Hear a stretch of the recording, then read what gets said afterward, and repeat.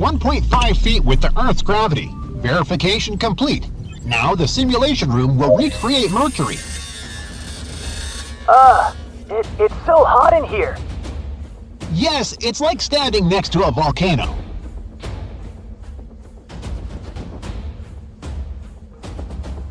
Your jump is 4 feet high. Now switch to Venus. Wow, this place looks scary. On the real Venus, everything is toxic.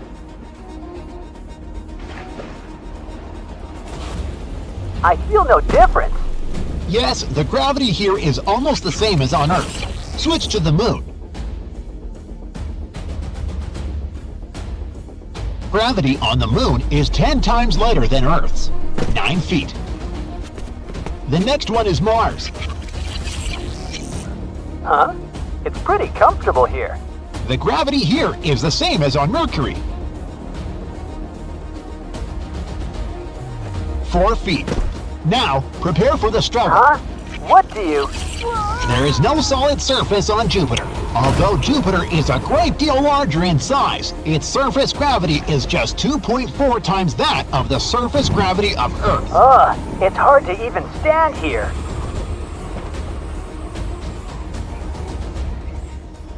Only half a foot. Got it. Switch to Saturn. There is no solid surface here either, but Saturn's gravity is almost the same as Earth's. Now Uranus. It's so cold. It's 5 times warmer here than on the real Uranus. Seriously? My legs are... 1.7 feet. Gravity is slightly weaker than Earth's. That's Neptune for you. Your jumps are 1.3 feet high. Gravity is slightly stronger than Earth's. Get me out of here! Turn off the simulation. I hope you feel well rested, because I've got a tough task for you. Don't worry, it's fun.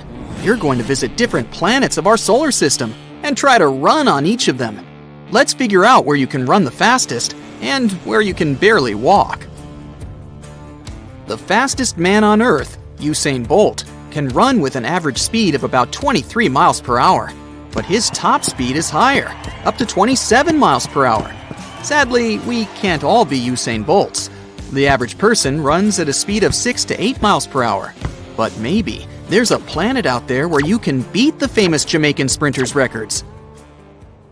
But first things first, what will affect your speed when you run on other planets? For one thing, gravity. Depending on how strong it is on the planet you visit, it'll influence your weight. And in most cases, the heavier you are, the more slowly you run. Plus, on all other planets in our solar system except Earth, you'll have to wear a bulky spacesuit. Without it, your chances of survival there are non-existent. And don't forget about extreme weather conditions on most planets.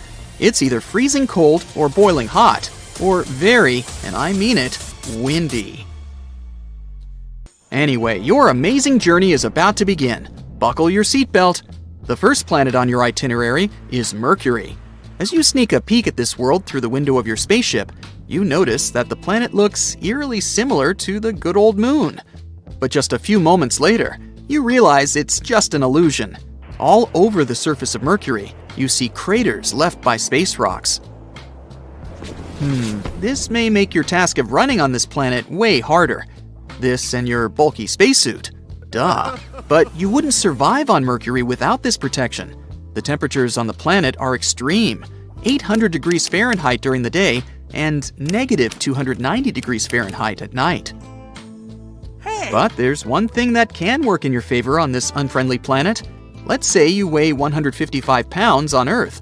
Then on Mercury, you'd weigh around 58 pounds, which means that despite your bulky spacesuit, you can move way faster than you do on Earth. And maybe your speed will even reach 13 miles per hour if you try really hard.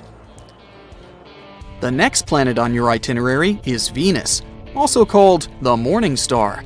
While coming closer, you see a world very different from the bluish planet you might have seen in books. Before landing, you have to get through a super dense atmosphere made up of carbon dioxide. And while your spacecraft is descending, you're watching thick clouds of sulfuric acid pass by. Venus is often called Earth's twin because these two planets are of similar size and density. No wonder that on Venus, you weigh almost as much as you do on Earth, 140 pounds. so your weight is a bit smaller here, but don't forget about your spacesuit. And still, because of almost the same conditions on the two planets, you'd be able to run a bit faster than on Earth, at around 8.5 miles per hour. Your first impression of Mars is that it's freezing cold. The average temperature here is about negative 80 degrees Fahrenheit. Even from afar, the planet looks reddish. Once you make your first step on the Martian surface, you understand why. The ground's covered with rusty-colored dust. The same fine dust is floating in the air around you. Wherever you look, you see golden, brown, tan, and even greenish hues. They depend on the minerals that make up the soil. The size of the dust layer varies from area to area, but in most places, it's around 7 feet thick. That can make running much more difficult. On Mars, your weight would be much smaller than on Earth, a mere 58 pounds. This will help you achieve an impressive speed of 12 miles per hour. Aren't you a champ? What's that on the horizon? It looks like a tornado. Is it a dust storm? Then it's time to make a run for it. Dust storms sometimes cover the entire planet, and you can even see the largest ones from Earth. And now you're facing a problem. You see, Jupiter, as well as Saturn, is a gas giant. This means that the largest planet in the solar system, and Jupiter is so large it could swallow 1,300 Earths, doesn't have any solid surface. Well, you'll just have to imagine what your running workout would look like if you could run on Jupiter. This planet has an atmosphere that consists of hydrogen and helium gas. During your descent, you admire thick brown, yellow, red, and white clouds. They make the planet look colorful and beautifully striped. On Jupiter, you'd weigh 390 pounds. You'd have to break a sweat to simply walk there, wearing your clumsy spacesuit. If you could step on the planet's surface, that is. If you tried to run there, your best result would probably be a speed of 1 or 2 miles per hour. To make matters worse, it's extremely windy on Jupiter, with the wind speeds ranging from 200 to 400 miles per hour. Do you see those rings? That's Saturn, another gas giant with no solid surface.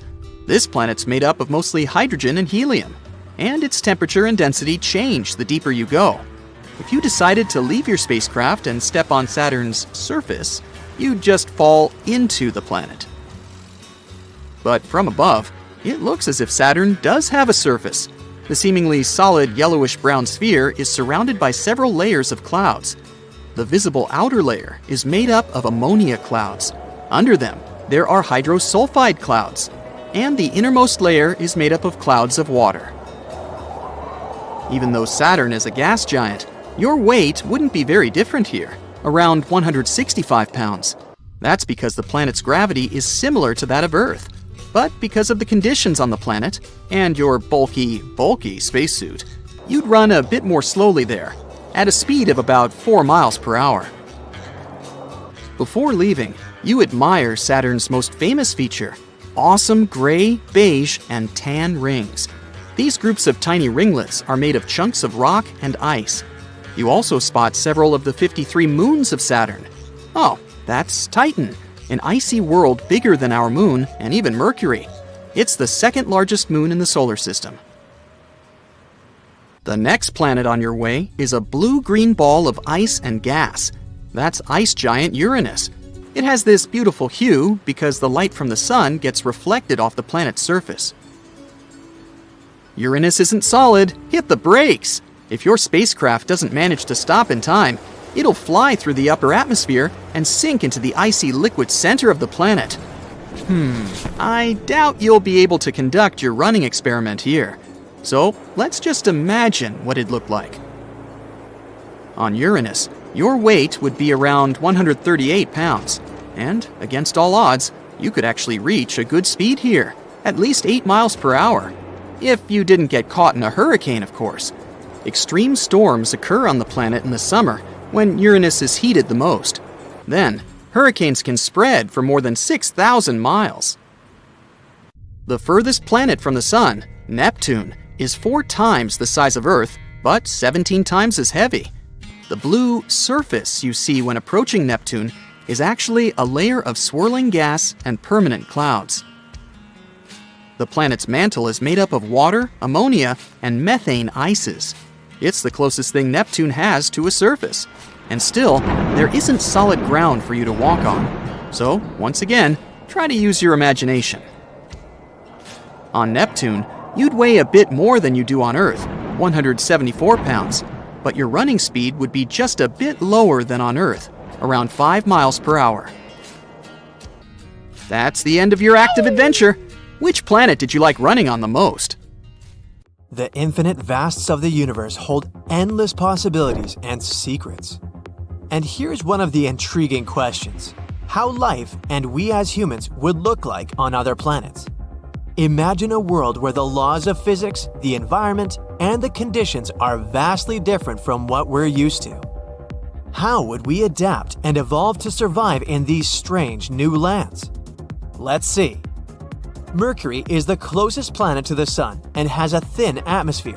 The temperatures there are extreme, with the day side reaching over 800 degrees Fahrenheit and the night side dropping to negative 290 degrees Fahrenheit. So, what can we do to survive these crazy temperatures and constant solar radiation? Maybe we can magically turn into metal. For example, titanium and platinum can perfectly tolerate high temperatures. But seriously though, there is an option. We could settle underground, where the temperatures aren't so frenzied. If we lived underground, we might evolve with large eyes to better capture light. We might also evolve thicker skin to protect ourselves from the intense radiation. Basically, we have two options: become metal or become moles. Let's move on to Venus. This planet is extremely hostile. First of all, Venus is known for its thick, more toxic than your ex type of atmosphere. The whole planet is covered with carbon dioxide and its surface is absolutely dry, making it incredibly hot. The average temperature is around 847 degrees Fahrenheit, making it one of the hottest planets in our solar system. Also, don't forget about the crazy pressure. Standing on Venus would be like standing 3,000 feet underwater. Only particular hardy microbes from Earth could survive in such conditions. So, if you want to live on Venus, you might have to become a microbe. But unfortunately, since we're not microbes, we have to wear special gear and equipment to survive there. Maybe we'd have to develop a heat-resistant exoskeleton to protect ourselves, as well as get some new lungs that can filter out the toxic elements in the atmosphere. Let's talk about our favorite red sibling, Mars. The first noticeable change after a few hundred years would be your new skeleton. The gravity on Mars is much weaker than on Earth, so your muscles and bones would shrink. To make up for this difference, you'd have to eat more and probably start going to the gym. Also, you'd have to adapt to the low atmospheric pressure and colder temperatures. You need to retain heat, right? That means you'd need a thicker layer of body fat. Sorry folks, but on Mars, we might become fatter. Another reason to start working out. Another big change would occur in your skin. Your skin is like a big barrier that protects you from harmful things such as bacteria, UV light, looking totally creepy, and so on. So what would happen to it? Most likely, you would turn orange, due to the carotenoids. Carotenoids are a type of nutrient that you get from foods such as carrots, potatoes, tomatoes, and so on. They protect very well against ultraviolet radiation on Mars. They only have one downside. By eating a lot of pumpkins from the Martian farmers market, you'll gradually start to turn orange. But maybe it's not so bad. Maybe life on Jupiter would be easier. Yeah, no, it has no solid land. This planet is made up of hydrogen and helium and is referred to as a gas giant. You would simply float there, like in a huge cloud. And even if you managed to land and tried to walk, it would be like moving through a super thick fog. So how would we evolve there? Firstly, we might become much larger in size to withstand the immense pressures. Secondly, the temperature fluctuations on Jupiter are enormous. The surface is terrifyingly cold and the temperature rises significantly under the outer layers of the atmosphere. Thirdly, if you lived on Jupiter, there would be no verbal language. This gas giant absorbs radio waves, so even if you were speaking, no one would hear you. There would be no music either, so no parties. And what's the point then? Hey, maybe we could communicate with sign language, but that's not so simple either. Jupiter is full of wild winds and storm clouds, so it's unlikely you would be able to see anything. So even if we evolved there in some way, our lives would still not be easy. Before landing on Saturn, you would probably want to check out its iconic rings, but you wouldn't be able to do that because Saturn's rings consist of a bunch of ice particles flying in space, so it would be extremely hard to land. So let's go straight to Saturn itself. At first, it may seem that Saturn is not bad for us. Some layers of this gas giant have quite pleasant temperatures. If we dive deeper into Saturn, it gets surprisingly warm, up to 26 degrees Fahrenheit in its second layer. This is an average temperature in countries like Sweden and Canada. But unfortunately, this is only one such layer. The rest of the planet is incredibly cold, so in order to survive on Saturn, we'd have to do a lot of work. In addition to the cold, we'd have to deal with the planet's harsh environment, including its intense storms, strong winds, and radiation. To protect ourselves from these conditions, we'd need to evolve tough skin, again, find some insulation, and so on. Next planet is Uranus. Uranus has a very different environment from Earth, with much colder temperatures, a lack of a solid surface, and a much different atmosphere. It's like another Jupiter, but with blue vibes. It's not that bad though. There's even water on Uranus. The only problem is, the planet is full of ammonia, that nasty stuff we use for cleaning, so don't be surprised if you feel the gross smell. Also, it's incredibly cold out there, almost like a never-ending winter. So what would it be like to survive in such a dark and harsh environment? We'd need thicker skin, again, to cope with extreme temperatures. And again, we'd need larger eyes to see better in all this darkness. We might even have to develop a new hearing system, like that of dolphins. Wouldn't that be fun? Let's move on to Neptune. If human beings were to evolve on Neptune, they would need to adapt to its harsh conditions. Neptune, the eighth and farthest planet from our Sun, is another gas giant. The only difference is this planet may have a solid core. If we were to live on Neptune, we'd need to float or swim in its methane-rich atmosphere. We'd also need to develop gills or something like that in order to breathe. Basically, we'd turn into space reptiles or cosmic fishes. The gravity on Neptune is slightly stronger than Earth's, but strong winds make it difficult to stand in one place. To withstand the wind, we'd need to be much heavier. Once again, you need to eat a lot and pump up some muscles. Yeah, technically it's not a planet, but we still love it and can't forget it. A small, distant, and incredibly cold world. Pluto's even smaller than our moon, and because of that, there's almost no gravity there. It will be extremely difficult to stand on it. To avoid accidentally flying into outer space while playing football, we need to create a fake gravity machine. And if we don't want to feel dizzy, we need to evolve a brand new nervous system. But Pluto isn't all that bad. For example, there's liquid water under the surface, and even some icy mountains. Maybe it would be possible to survive there if we had some serious equipment, clothes, supplies, and… nah, too much hassle. Anyway, from the scorching heat of Mercury to the freezing temperatures of Neptune, each planet has a unique set of environmental challenges and opportunities for evolution. While we may never truly know what humans would look like on these other worlds, it's exciting to consider the endless possibilities. Never stop looking at the stars and asking these questions. So, what is the habitable zone? Well, in my room, it's the small section which isn't buried in food wrappings and video games. But astronomically speaking, it's a region around a star where the temperature of H2O matters. Too hot and the water will evaporate. Too cold and it will freeze. So just like Goldilocks, the habitable zone is just right to allow liquid water to exist. And water is essential for life as we know it. Just ask the three bears. The size of this zone depends on the temperature of the star, but the habitable zone isn't necessarily a guaranteed oasis of life. Other factors, such as a planet's atmosphere and magnetic field, also play a crucial role in this. Scientists have discovered more than 5,000 planets outside our solar system, and only 63 of them are potentially habitable for life forms like on Earth. Kind of a cosmic lottery. The good news is, this rule also works for the moons. If moons of planets are within the habitable zone, they may also have conditions suitable for life. That would be a jackpot in our lottery. 2 oases for the price of 1. In our solar system, this zone is within a range of 80 to 111 million miles. Of all the planets, only we were lucky enough to have life. But what if we could make all the planets in our solar system habitable? Well, let's start with Mercury. First off, we'd need to give Mercury a bit of a makeover by thickening its atmosphere and providing it with a magnetic field. So let's shower it with some asteroids that contain water. It's terraforming time, baby! Mercury is the closest planet to the Sun, which means it gets plenty of sunshine. So, not that it needs any help in that department. Actually, Mercury needs to chill out a bit. Right now, it's 800 degrees Fahrenheit. That's too hot, said Papa Bear. That's why we should move it to a more habitable orbit, about twice as far away from the Sun as it is now. Now, thanks to terraforming and pleasant temperatures, we'd finally get some water.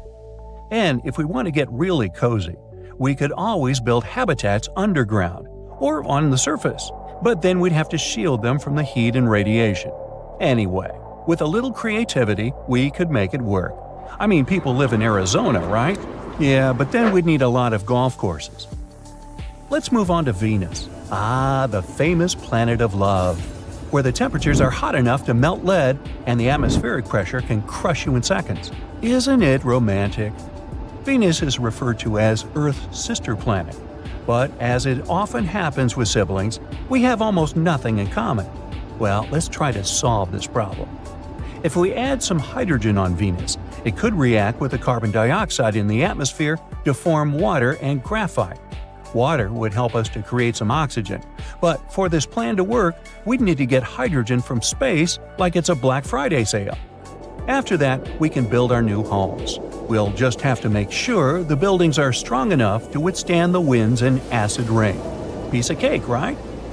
Luckily, with the next planet, things are much easier. Mars is often considered the most promising candidate for extraterrestrial life in our solar system. It's a rocky planet with a thin atmosphere, but it has signs of water on its surface. And not only water, but even microbial life. So, the Martians must think of us as extraterrestrials. Anyway, if we're going to terraform Mars, adding oceans is a must. They'd thicken the atmosphere and warm the surface. Time for another asteroid shower. Or we could create some giant mirrors to reflect the sunlight and melt the ice caps. Easy peasy. And as soon as oceans appear on Mars, it'll gradually turn into a lush green planet, very similar to our Earth. After that, we'll just need to build some artificial habitats and make sure they have all the comforts of home. Now, making rocky planets habitable isn't that difficult compared to the gas giants. Jupiter has no solid surface at all, and it's basically impossible to colonize. So let's get creative. We could build floating habitats in the clouds of Jupiter, where temperatures and pressures are more Earth-like. We just need to protect them from little inconveniences, like wind speeds of more than 400 miles per hour and lightning every other minute. But if we manage to build homes in Jupiter's atmosphere, we could have some truly unique views. Just imagine waking up every day and seeing swirling clouds and colorful bands out your window, or taking a stroll through the gas giant's thick atmosphere. Scary and awesome. Just watch your step on that balcony. We could also use some high technologies to make Jupiter's atmosphere breathable, something that would consume its gases and release oxygen.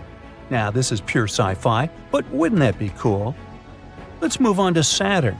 It's also a gas giant which has no solid surface for life to exist. But don't lose hope. Just like with Jupiter, we could create some floating habitats in the upper atmosphere of Saturn. Try living on a luxurious cloud, although the rent would be sky high. We could also cover the planet with a giant shield, like a cosmic umbrella. In space, it's raining cosmic rays instead of water. But this barrier could protect us from harmful radiation and solar winds. Thanks to this, the weather on Saturn would become a bit calmer. Also, remember how we were talking about moons? One of Saturn's moons, Titan, has a dense atmosphere and maybe even a subsurface ocean of water. Enceladus also hides an ocean beneath its crust. Both of them might be perfect places for actual colonization. That would be much easier than colonizing Saturn. Uranus is another ice giant made up of dense fluid icy materials, methane, ammonia, and water. Considering the surface temperature of minus 353 degrees Fahrenheit, you could say it's pretty chilly out there. So how do we make this work? Well, we could try to create a greenhouse effect. It's a natural process that helps keep the Earth's temperature stable and pleasant, unless we mess around with it. When sunlight enters the Earth's atmosphere, some of it gets trapped by gases called greenhouse gases. They act like a blanket around the Earth, keeping the planet warm, unless we mess around with it. So, if we want to make this ice giant warmer, we can try to recreate this effect, only better. For example, we could introduce some of these gases into Uranus's atmosphere, or build a network of mirrors to trap the heat from the sun. Although it would require tons of giant mirrors, and just imagine trying to position them all correctly. So, instead of all this headache, we could always set our sights on Uranus's moons. They're believed to have rocky surfaces and maybe even oceans that could support life. Plus, the views are out of this world. Moving on to the final planet, Neptune, the cool, distant cousin of the solar system. It's also an ice giant. Its year lasts 165 Earth years. Now first, let's create an atmosphere. Neptune's atmosphere is mostly made up of hydrogen, helium, and methane. Phew. We need to transport some plants there, or simply lots of oxygen to make this place a bit more breathable. And how do we add water to a gas giant? Maybe by melting ice from the moons, or by transporting large amounts of water from Earth. Just imagine a squadron of spaceships dragging giant containers to Neptune. And then, once the planet has a breathable atmosphere and liquid water, we'd need to build habitats. Probably another sky city, because you can never have enough of those. So let's say we somehow magically made all the planets habitable. Now what? Well, there would be a boost in human exploration and colonization. People would build new homes on different planets. Imagine immigrating from Mercury to Neptune because you prefer chilly temperatures more. With more habitable planets to study and explore, scientists would learn more about our world. We'd have so many breakthroughs. Also, it's time for some interplanetary trade. We could mine tons of resources from planets, asteroids, and moons. A dream come true for Elon Musk. But of course, it's not all fun and games. All of this would most likely lead to conflicts over resources and territory. Imagine trying to keep peace between Jupiterians and Martians. Well, all jokes aside, the possibility of all planets being habitable is mind-boggling. But in reality, terraforming planets like this is impossible, at least for now. But who knows? Many things were considered impossible before, but this didn't stop us. So, let's keep dreaming. Meanwhile, we can clean up the planet we're already on. Check out that buff dude over there with the orange skin. He's been chilling on Mars for a hot minute, which is why he looks like he used the wrong shade of self-tan.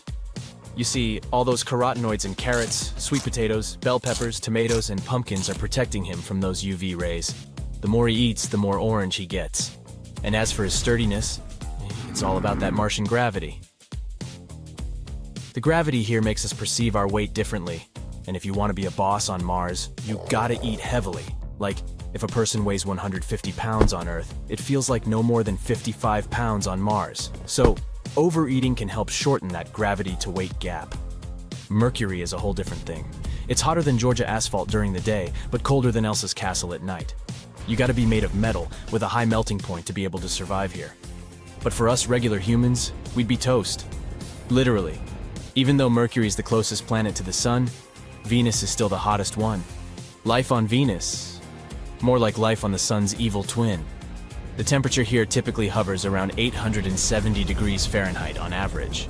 Surviving at the boiling point of water, or in the extreme heat of Venus, is a challenge for most earthly species. Only a select few can endure boiling hot temperatures.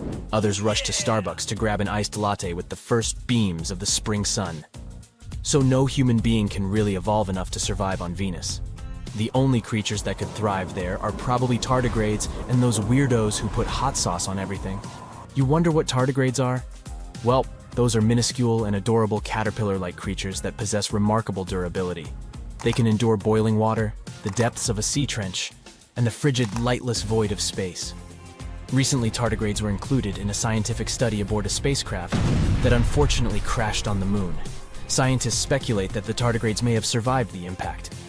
Hey, would you like to turn into this creature and live on Venus? We're done with terrestrial planets. Let's move on to gas giants. Now look at this dude from Saturn. He's got flippers and not arms. He's got small holes with no external ear flaps instead of regular ears. Most of this gas giant is colder than your ex's heart, as the temperature is about minus 220 F.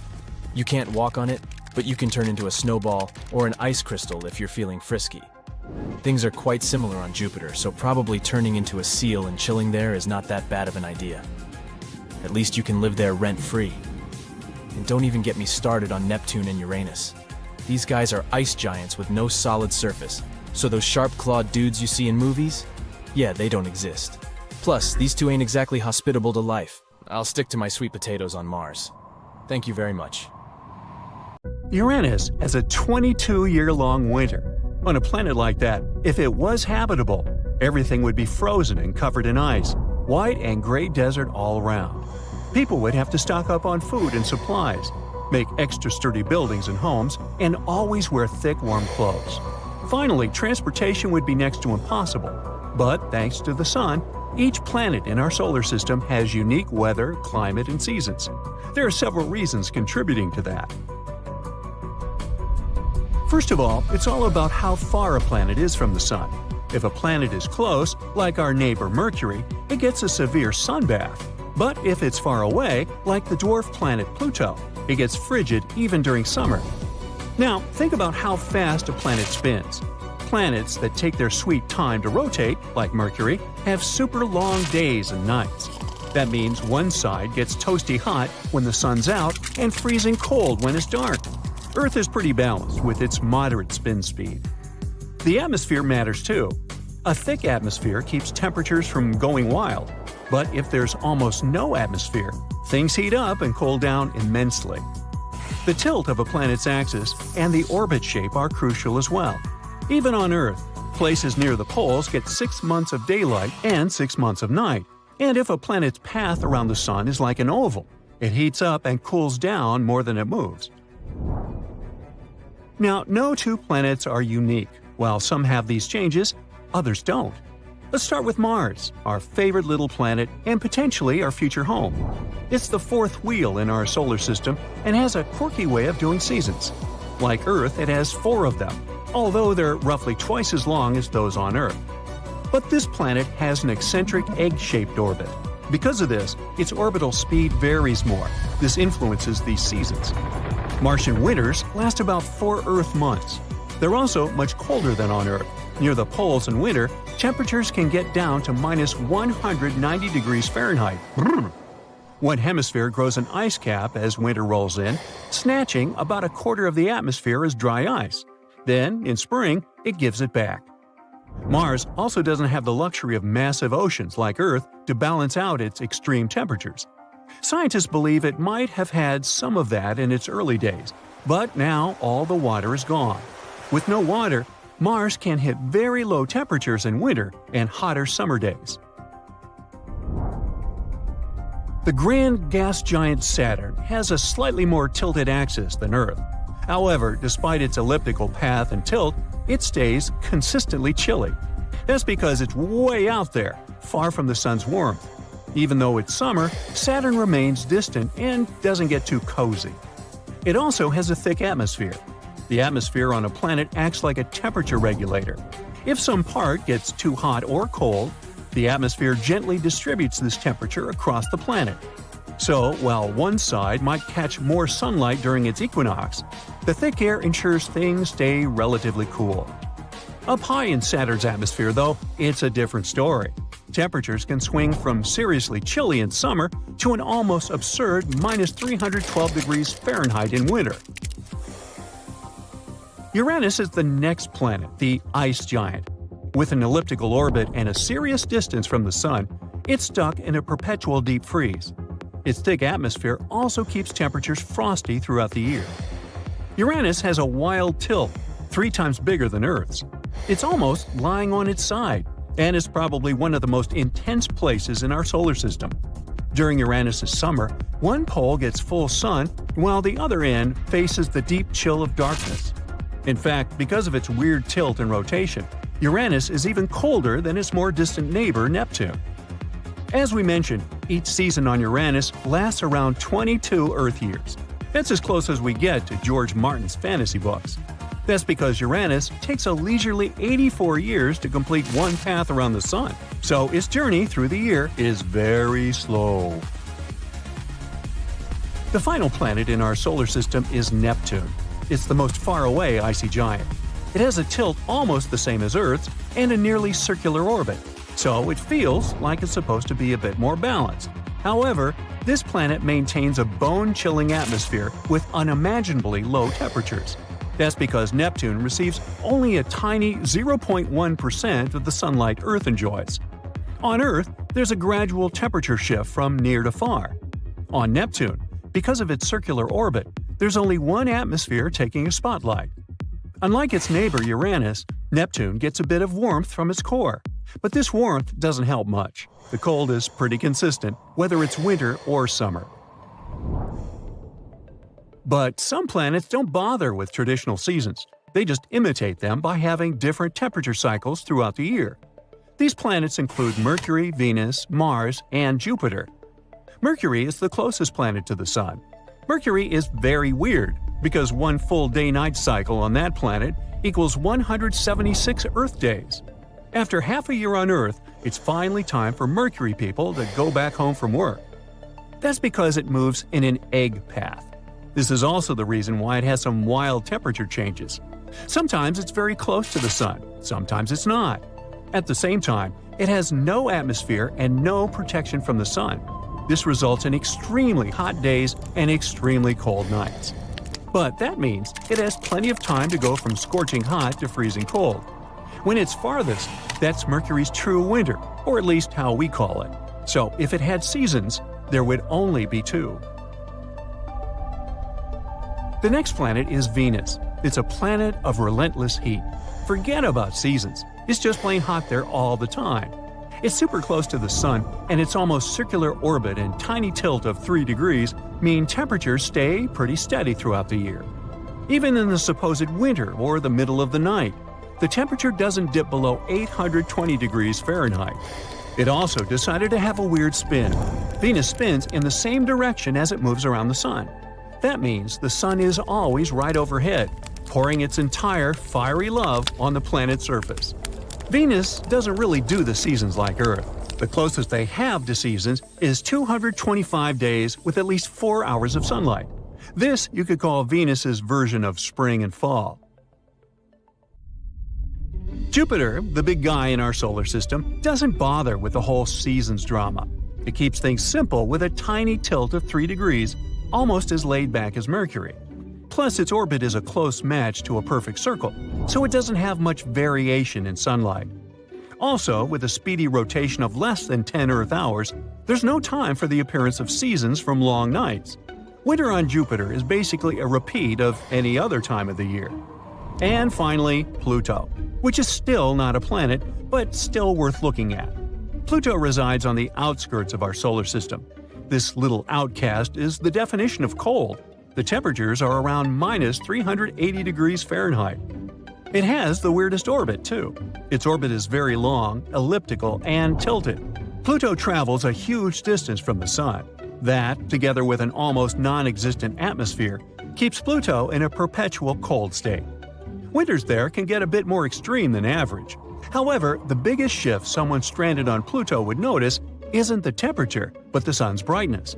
Always thousands of times fainter than our earthly view.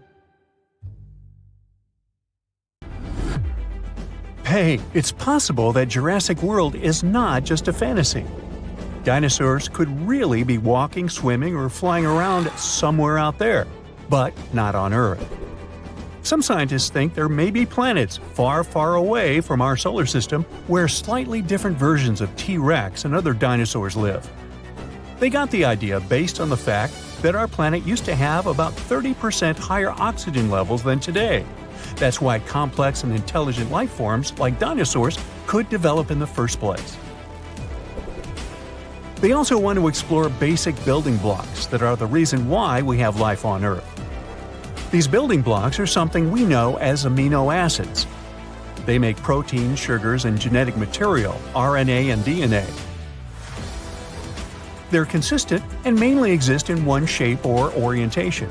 There are two ways they can be oriented, right and left. That means they mirror each other, just like our hands. It's something we call chirality. For life to exist, proteins must have one form, which means they can be oriented right or left. On our home planet, almost all living things, from the smallest bugs to whales and elephants, have amino acids with a left-handed orientation. We're not exactly sure why things are set that way, but there's a theory that's because of meteorites that crash-landed on Earth 4 billion years ago. They brought specific kinds of amino acids and some other organic materials to our planet and somehow set the pattern we have today. Maybe we could use special telescopes we created to search planets, especially those where conditions are similar to how they used to be on Earth back in time when dinosaurs existed. In that case, it would be better to watch them from a safe distance, because considering what they might look like, researchers say it might be a safer choice. That's a cool idea, but it's still very tricky. The history of life on our planet, especially that of dinosaurs, involved many catastrophic events and mass extinctions. There's always more room for new theories about dinosaurs.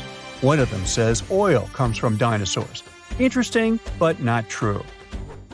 Oil formed from the remains of sea animals and plants from millions of years ago. This was way before dinosaurs appeared. Tiny organisms ended up at the bottom of the sea. As bacteria decomposed animals and plants, they removed most of the oxygen and some other elements from them. It left behind only a sludge, which was mostly made of hydrogen and carbon. As time passed, those remains became covered with many layers of silt and sand. When the depth of the sediment increased to 10,000 feet or even more, heat and pressure turned the remains into natural gas and crude oil. It's possible that dinosaurs lived or fell in the sea and later became petroleum in the same manner. But no one has ever found crude oil containing their skeletons. So this is just an unproven theory. Then there's the feathered dinosaur theory, which, unlike the previous one, seems to have more foothold in reality. Back in 2010, researchers found evidence that 100 million years ago, there had been a dino species with ginger feathers. Another group of scientists claimed there had been a different species from 150 million years ago. Those dinos had freckles and reddish-brown feathers on the tops of their heads. The color patterns probably had their purpose. Maybe it was a way to communicate with other representatives of their species or to attract mates. But years later, scientists studied the Microraptor, also called a feathered dinosaur. They realized it had probably been more like a bird than a dinosaur. The key point is how birds replace their feathers. Birds that fly have to replace their feathers in a specific order, otherwise they won't be able to fly very well. And the Microraptor's fossils showed that this creature had changed its feathers in a similar pattern. So they're not really sure which category this animal falls into. Dinosaurs that had feathers shed a lot of their skin piece by piece, like dandruff. Hey Bob, looking a little flaky there. Need a new shampoo? Yeah, they didn't shed their skins like lizards do, as if they take off an old suit. When we talk about dinosaurs, we usually don't picture them as social creatures, more like isolated ones similar to lizards. But some researchers discovered an 80-million-year-old collection of clutches in the Gobi Desert. It means there were colonies of dinosaurs that protected their nests and guarded their young, similar to birds. Crocodiles are known for doing that too. Pterosaurs were flying dinosaurs, and pelycosaurs were fin-backed ones. Some studies have shown that these two species use their exaggerated head crests and sails or fins to get to their potential partners. There are many theories about their crests and what they were needed for, though. Some experts believe that was how dinosaurs regulated their temperature. Others think they needed a crest to steer through the air. It's hard to say anything for sure since their fossils are rare and they don't have living descendants. But the most likely option is that the crest had the same purpose as a peacock's tail and was used for selecting mates. The bigger the crest, the more chances a pterosaur had to get a partner. You know theropods, those scary meat-eating predators that are shown in most dinosaur movies? Well, they might have enjoyed eating plants way more than tearing flesh. Not all of them, but it's possible that many of them weren't as fierce as we might think. Those big scary ones, like T-Rex, could be exceptions rather than the rule. The thing is, movies show these creatures to be way faster than they probably were in reality. They could probably run just a little bit more quickly than the average human runner. Scientists study the diet of coelurosaurs. Those seem to be the closest relative to birds. It was hard to figure it out because some of the dinos from this group had peg-like teeth, or in some cases, no teeth at all. To understand what they ate, researchers had to look for direct evidence and check if there was anything in their stomachs. And after they discovered certain things, including a beak with no teeth, they realized these fellas had followed a vegetarian diet most of the time. Even some famous ones, such as velociraptors, could be just innocent plant eaters and not terrifying beasts from Jurassic Park and our childhood nightmares. Over 10 years ago, scientists found fossils of a small dinosaur. It was a creature as big as a parrot with long legs. It came from a family with some of the most famous predators we know about, such as T-Rex and Velociraptor. Most dinosaurs that lived on land had 5 fingers, but later some of them ended up with fewer fingers. This new one they discovered was special because instead of having 3 fingers, which was more common for its family, it had just 1 finger with a sharp curved nail at the end of each front limb. This creature probably used this 1 finger to dig into insects' nests to feast. Even though we know all about the asteroid that wiped out dinosaurs, some have other theories. One paleontologist even had an idea that dinosaurs had possibly reached their end because they had been eating one another. This especially worked for ancestors of fierce, scary predators such as the Tyrannosaurus rex. It's possible they ate so many eggs of other dinosaurs that many species just went extinct. Once they started eating the eggs of very big dinos that we know as sauropods, it's possible they started getting bigger too. And no dinosaur mother could stop them from eating her eggs because she couldn't be around all the time. There were other big predatory animals that ate eggs, even early mammals. But in any case, later research showed dinosaurs couldn't have eaten enough eggs to have caused mass extinction. And that's all I have to say about that. Imagine a planet like Earth, but way heavier. We know that gravity gets stronger as mass increases. That's why giants like Jupiter in our solar system have super strong gravity. Jupiter's gravity is around 81 feet per second squared, which is 2.4 times higher than Earth's. It's so powerful that Jupiter attracts hundreds of asteroids to itself, which, without Jupiter's presence, would have fallen directly to Earth. However, Jupiter is a gas giant, which means it doesn't have a solid surface like Earth does. It's literally a ball of gases and winds with a dense core somewhere deep inside. If you tried to stand on Jupiter, you would sink until you reached it. But what would happen if we were standing on an Earth-like planet with a very strong gravity? First of all, it'd be a lot bigger than our Earth and pretty massive as well. That's a big deal because it would affect its size and how it loses heat. Think of it like this: as things get bigger, they lose heat more slowly, like a big pot of soup simmering on the stove. Now I'm hungry. This means that the surface there will be quite hot. You can imagine a desert or savanna planet. The landscape would be different in general. You'd have shorter mountains and shallow oceans, and the planet would be pretty flat overall. The heavy gravity would make the insides molten, causing lots of geological action and making the surface even flatter. The air on this hefty planet would be super thick because there's a stronger force pulling it down. Breathing would feel like inhaling soup, however weird that sounds. Also, winds and waves would be wild and powerful. And as for flying around, well, it would be tough on high-gravity planets. If we land our spaceship on it, it will be quite a headache to leave later. On the bright side, because the air is thick, the sky would have stunning colors. The sunsets and sunrises would be breathtaking. And when it comes to volcanoes, they'd stay quiet until the pressure reaches epic levels. That means volcanic eruptions would be rare, but crazy when they happen. After landing, of course, you would feel an incredible heaviness. It would feel like you're being squished down. Every step would be a workout, and even lifting things would be a challenge. And forget about jumping high or doing fancy flips. On this planet, your jumps would barely exist. Even breathing itself would be tough for us. So, if we wanted to live there, we'd have to adapt all our sports and games a lot. And climbing one of those short mountains would feel like climbing a never-ending staircase. Buildings would have to be short and sturdy as well, like squat little towers. Tall structures might easily collapse under the gravity's weight. And on a planet like that, even a little tumble could spell disaster. So the inhabitants would be mostly sturdy four-legged creatures, ensuring they stay steady and close to the ground.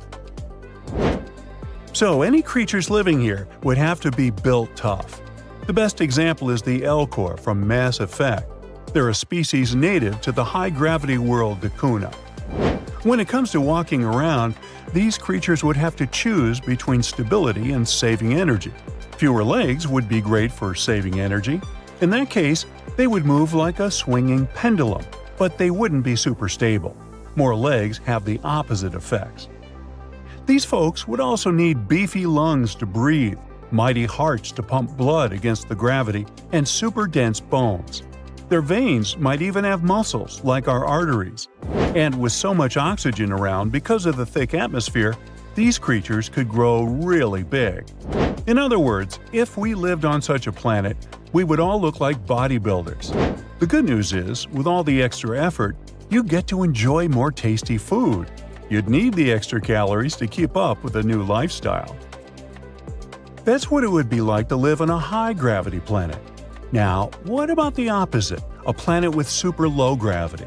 Instead of feeling grounded and heavy, you'd feel noticeably light and buoyant. To get a sense of how low gravity might feel, think about the sensation of jumping on a trampoline.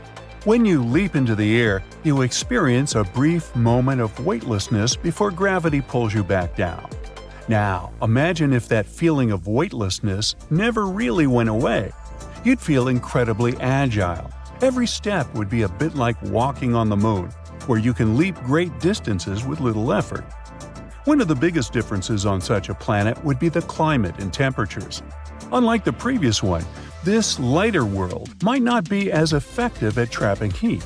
This could result in milder and more stable temperatures compared to Earth. Picture a world where every day feels like a pleasant spring day. Seasons might still exist, but the extremes of scorching summers and freezing winters would be much less pronounced. So outdoor activities would be a joy throughout the year. The landscape on a low-gravity planet would be a sight to behold. Mountains would rise to towering heights, their peaks seemingly brushing against the sky. These majestic landforms could reach far above the cloud layers. Valleys and canyons would be deep and sprawling. Breathing there would be a breeze, literally. With a thinner atmosphere, you'd find it much easier to inhale. Winds would be much gentler than on our planet.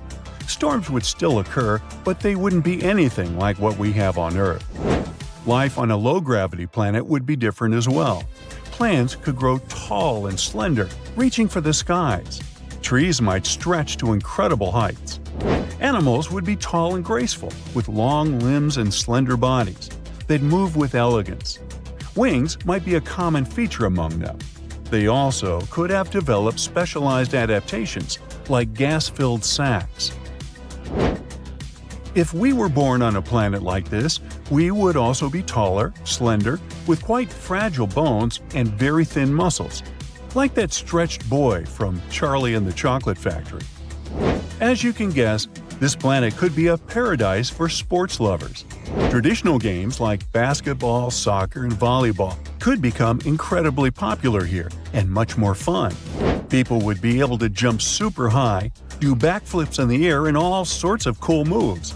And activities like hiking, rock climbing, and even yoga would take on new dimensions. Performing acrobatics would be as natural as walking. And all the hard everyday tasks that require lifting and carrying would feel effortless. Architects and engineers would have a field day designing buildings in this world. They would be able to build very tall and elegant structures reaching the skyline. Our cities would be filled with towering skyscrapers and large windows. Flying and taking off the surface would be much easier. On Earth, launching a spacecraft into orbit requires a tremendous amount of energy. But on a low-gravity planet, escaping the atmosphere would be far less demanding, which means that humans would be able to travel more, and exploring space would become much easier and cheaper. Of course, all that means that transportation would also benefit from the low gravity. Air travel would be incredibly efficient, with aircraft gliding effortlessly through the thin atmosphere. Elevators in tall planets would operate with minimal energy consumption. And in general, since the planet is probably smaller than Earth, traveling there would be much faster. There might be some challenges, though, like fragile bodies and health problems. Also, we would probably get tired faster because of all of the muscle atrophy and other things. And perhaps the ecosystem wouldn't be as diverse as it is on Earth. But still, it looks like living on a low-gravity planet is much better than on a high-gravity one. Moreover, it sounds like it might even be better than Earth. So maybe someday, we'll find a planet that will be like a paradise for humans.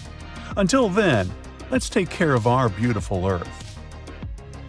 Imagine a planet with no sun. Once it became unwanted in its own star systems and got ejected into the soulless emptiness of space. Or maybe it didn't even have its own star system. It was born lonely. I'm talking about a rogue planet. Such planets are also called orphans, nomads, unbound, and sunless. It all sounds pretty sad, doesn't it? The rogue planet in question doesn't have sunlight. The never-ending night reigns on its surfaces. No light means no warmth, and that's why there isn't any kind of life on this frozen world. But believe me, this isn't the scariest part. One day, a rogue planet might push Earth out of its cozy spot near the sun. You see, we live in the habitable zone of our star. It means that our planet is such a distance from the sun that water can't exist on its surface in its liquid form. But an interstellar intruder could mess it up for us. If a rogue planet somehow got into our solar system and we didn't manage to stop its imminent approach, it would likely crash into our beautiful blue planet. And then Earth could be pushed out of its orbit, retreating to an extreme orbit farther from the sun. Now let's imagine what would happen to our world if a rogue planet the size of Mars collided with us. Most likely, people would react with panic and desperation. We've had a few sad examples of space intruders wiping more than 3/4 of all life forms off the face of the planet. One more similar event would be devastating. The immediate impact, pardon the pun, of such a collision would be truly catastrophic. It would lead to massive losses of life and destruction of huge areas of the planet. At first, people would focus on rescue and recovery efforts, but soon it would become obvious that the world is beyond salvation. The climate all over the planet would start getting colder and colder. Plus, the farther our planet would be from the sun, the weaker the star's gravitational pull on our planet would be. In the end, our beautiful Earth would get too far away from its main source of light and heat. It would turn into a lifeless piece of rock covered with a thick layer of ice. Well, that's rather grim. But what if humanity had foreseen this catastrophe and prepared for it in advance? What would our life look like, and where would we live after the cosmic disaster? If, by the time of the collision, people had already established a colony on Mars, we would probably have some time to leave Earth and set off for the Red Planet. But would it even be possible to transform this distant world so that it became capable of supporting human life? Oh, and it would no doubt be an enormous feat. You see, Mars is an extremely dangerous place to us. If you somehow teleported there without any protective suit, the gas in your blood would instantly turn into bubbles, which is not good. Add oxygen deprivation, cold exposure, and radiation poisoning to the equation, well, you get the picture. But if a rogue planet destroyed life on Earth, we'd have no choice. We would need to create a stronger magnetosphere on the red planet to shield it from the sun's ultraviolet radiation. For the same reason, Mars would need a thicker atmosphere too. Right now, the Martian atmosphere is almost entirely composed of carbon dioxide with tiny amounts of oxygen. This air is not suitable for people. For humans to live there comfortably, Mars would also need to be warmer. And if we managed to somehow warm the planet up, we'd also be able to release frozen carbon dioxide. At the moment, there are vast reserves of this gas at the red planet's polar caps and other areas. It would help the atmosphere to become thicker, making it possible for water to exist on the surface of the planet. Also, we would need some place to live.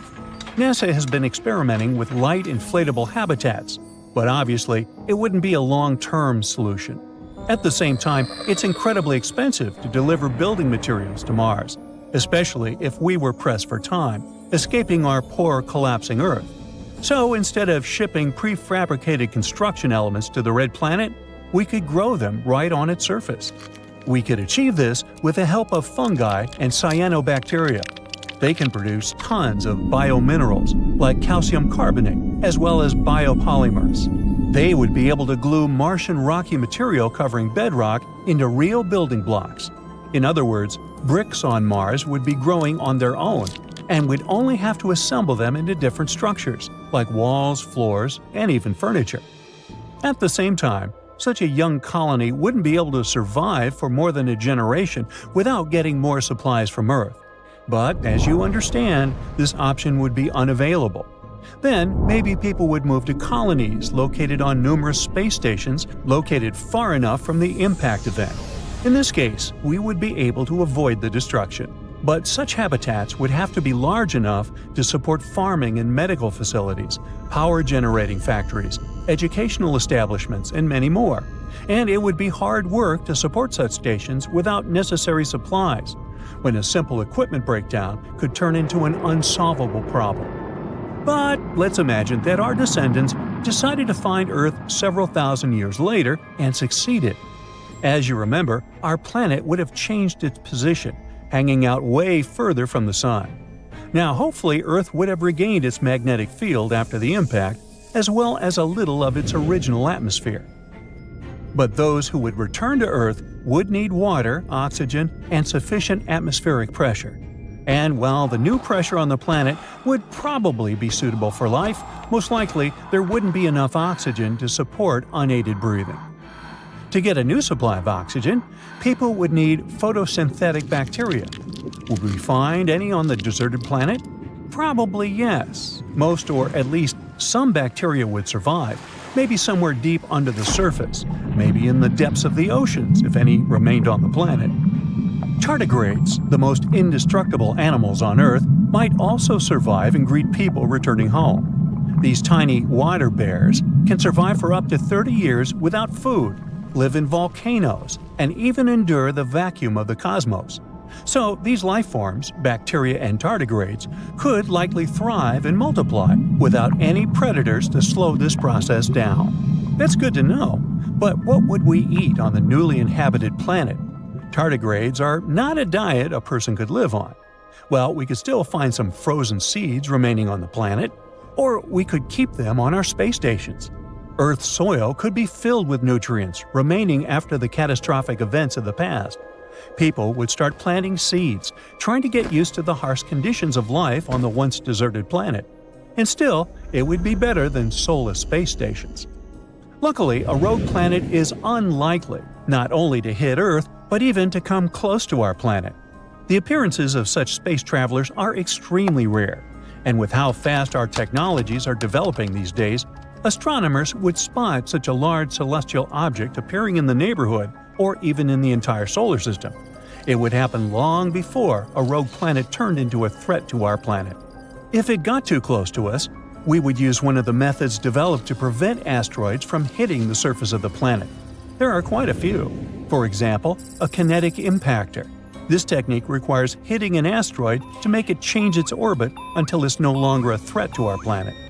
Or we could use a gravity tractor asteroid deflection method. That's when a robotic probe meets a space rock, or in our case, a rogue planet, and accompanies it for a few months or even years. Over time, the spaceship's gravity starts affecting the space body, adjusting its trajectory. There's even spray painting celestial objects. I'm not kidding. Darker surfaces tend to reflect less light, while lighter reflect more. Toying with these features, we can make a rogue planet change its course. If we found enough paint to cover an entire planet, that is. The hunt for interesting exoplanets and life forms somewhere out there in the vast expanse of the universe keeps going. No stopping here. We're basically searching for a second Earth, a planet that's similar to our home, and where we could finally find some space friends. Hey, we're not picky. Any form of life is fine, even some bacteria-sized organisms. And this search has mostly been going on in the habitable zone around other stars. We call this the Goldilocks zone. That's a region where conditions are barely just right for liquid water to exist, whether we're talking about the surface of a planet or a moon. The hotter the star, the more space we get to explore, because its habitable zone spreads far away. And in terms of endless space that we yet know so little about, that's a lot of work. That's why we're fans of red dwarfs. There are hundreds of billions of stars in our galaxy, and probably around 80% of them are red dwarfs. These tiny stars are much cooler than our Sun. It means that their habitable zones are much smaller and closer to the star, so we know better where to look for planets. They're circling around their central star, and at some point, bingo, there it is. They pass in front of it and block out some of its light. The Kepler Space Telescope has already helped us find thousands of planets using this method, and most of them are orbiting around red dwarfs. Some of these planets are similar in size to Earth, and many of them could have nearly 25 times more water than our entire planet. Let's move to these planets scientists discovered, though. I want to show you something special. So, you've heard of super-Earths, right? More massive than Earth, lighter than Neptune, can be made of rock, gas, or a mix of both. Some of them have thick atmospheres, while others have thin or no atmospheres at all. You may also have stumbled upon mini Neptunes by now, too. They're almost as big as Neptune, and unlike normal gas giants, they have solid cores. That way, they can support a dense atmosphere with water and some other chemicals necessary for life. There's also hot Jupiters. Those are pretty cool, but only if they're far away from us. You know that one annoying and unpredictable neighbor you can never get rid of or figure out what they're going to do? Yeah, that would be a hot Jupiter, with strong gravity that can destabilize the orbits of smaller planets or other space bodies in the system. If we had such a neighbor, there would be more comets and asteroids hitting our surface. Luckily, our Jupiter's a good and peaceful neighbor that minds his own business, at least for now. But let's leave all these and many other planets out there alone now. Imagine traveling around in your spaceship and coming across a giant eyeball just floating there in the darkness of space and staring at the central star of that solar system. It's not a monster.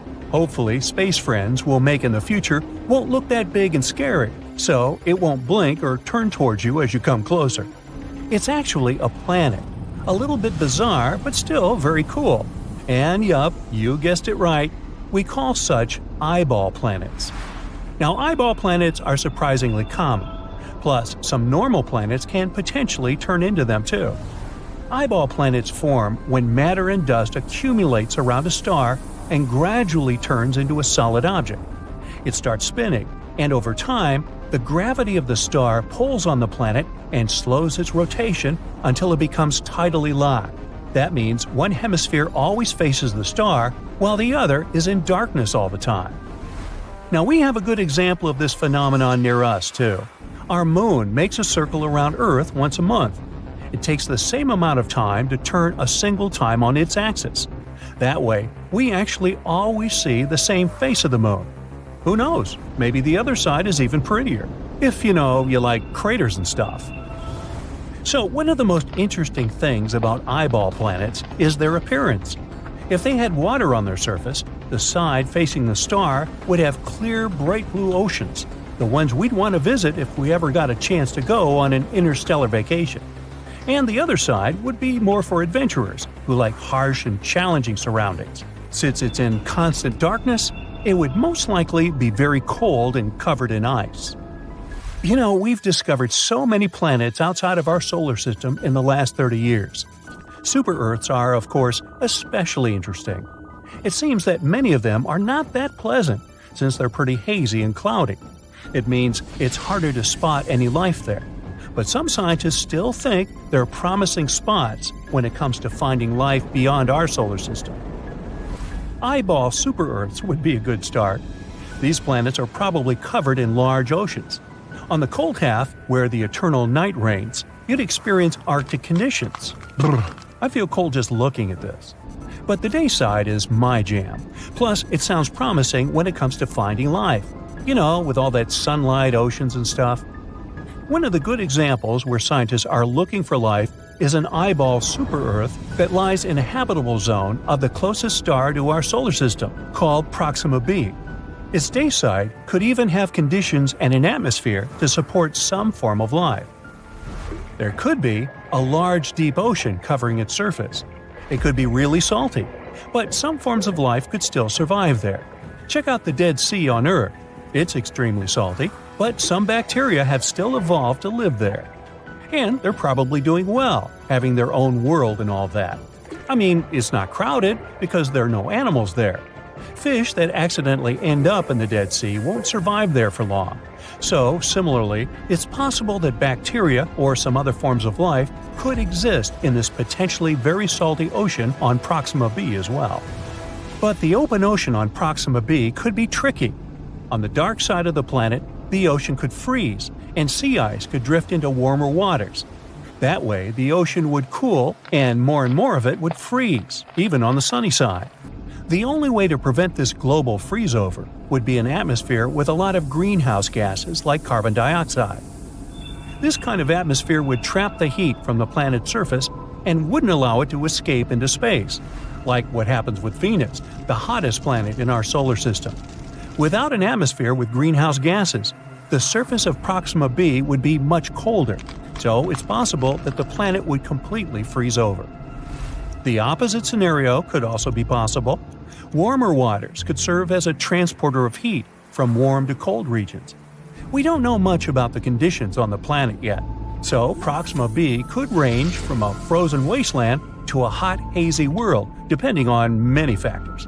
So yeah, an eyeball planet within the habitable zone sounds promising, but its surface can still wildly range from a frozen desert to an endless ocean. Some experts believe that drifting sea ice might cool many exoplanets out there, and they can't turn into eyeball worlds. Instead, many just become sad, dark snowballs, completely covered in ice. A cool spot to spend your interstellar winter holidays, but not a place where you'd hope to find life, unfortunately. Some studies show that even Earth may have gone through some snowball stages many times in history. One of those happened around 2.2 billion years ago. I wasn't around. While the other one hit the planet 630 million years ago. During these phases, all of our beautiful oceans were covered with snow and sea ice. Perhaps even the continents were just thick ice sheets, at least on the surface. Alright, enough with the freezy icy stuff. I need some hot chocolate.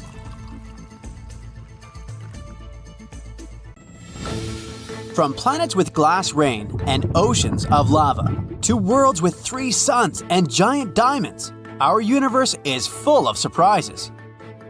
Sometimes we find celestial bodies that shouldn't even exist at all. But despite all logical reasoning, they live and thrive.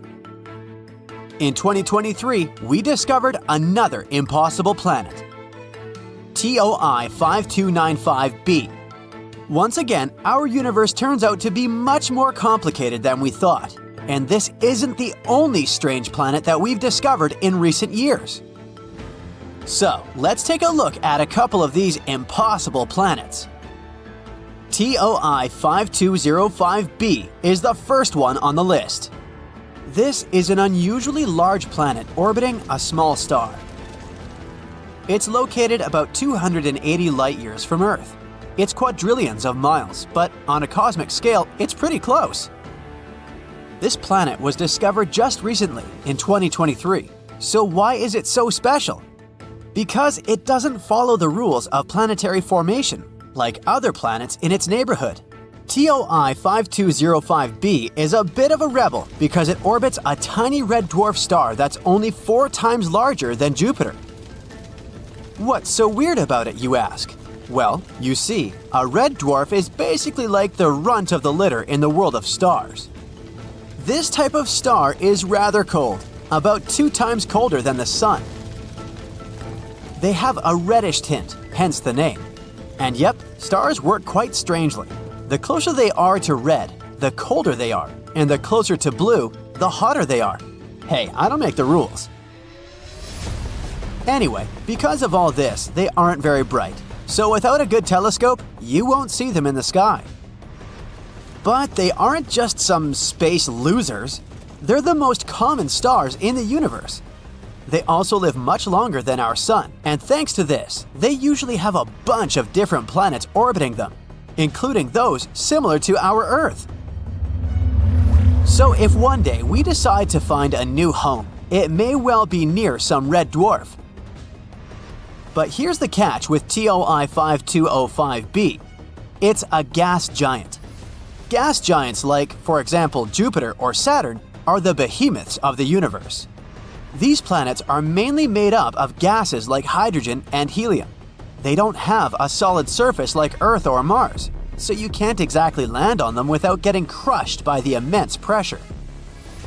And they're not called giants for nothing. They're absolutely massive. In fact, if you took all the other planets in our solar system and squished them together, they still wouldn't be as big as Jupiter. In other words, they're the gassy wrestlers of the planetary family. So, how is it possible that such a huge planet orbits such a small, weak star? Red dwarfs are usually considered too small to host gas giants. Moreover, it's physically impossible. Or at least, so we thought. But TOI 5205b had other plans and decided to form near a red dwarf anyway. It's like a small pea orbiting around a lemon, which doesn't sound that bad until you remember that Jupiter next to our Sun is like a pea next to a basketball. Only really big stars are able to keep such big planets nearby. This had astronomers scratching their heads as it went against everything they thought they knew about planet formation. And while we try to figure out how TOI 5205b managed to break the rules, the planet itself seems pretty content to blaze its path through the cosmos. And it isn't the only one. In recent years, scientists have discovered a bunch of such forbidden planets. So let's check out the other ones. For example, TOI 3757b, a giant planet with the density of a marshmallow. Imagine a giant planet that's so soft and fluffy it's like a marshmallow floating in space. That's right, TOI 3757b is a gas giant that's been dubbed the Marshmallow Planet because of its incredibly low density. Of course, it's not edible and cute like real marshmallows, but it would still be fun to touch it. This planet was discovered in 2022. It's located in the constellation of Auriga the Charioteer, 591 light-years from us. Just like the previous one, it's also orbiting around a red dwarf star. And get this, TOI 3757b only takes around 3 days to complete one orbit. Imagine having a birthday every 3 days. It's also incredibly close to its star, just some 3.5 million miles away. For comparison, the distance between the Sun and the planet closest to it, Mercury, is about 36 million miles. So TOI 3757b is like right on top of its star. Let's hope this marshmallow planet doesn't get too toasted. Now let's talk about how this planet was discovered. It was spotted by the Transiting Exoplanet Survey Satellite, or TESS, a space detective on the hunt for new planets. The transit detection method is when scientists use the star's light to find their planets. When the planet passes through the star, it blocks a tiny portion of the star's light, making it look a little dimmer for a while. Scientists can detect this dip in brightness using special instruments. If the dip happens regularly, they can tell that there's a planet orbiting the star. The size of the dip in brightness tells scientists how big the planet is and how close it is to the star. If the dip is really small, that means the planet is probably pretty small too.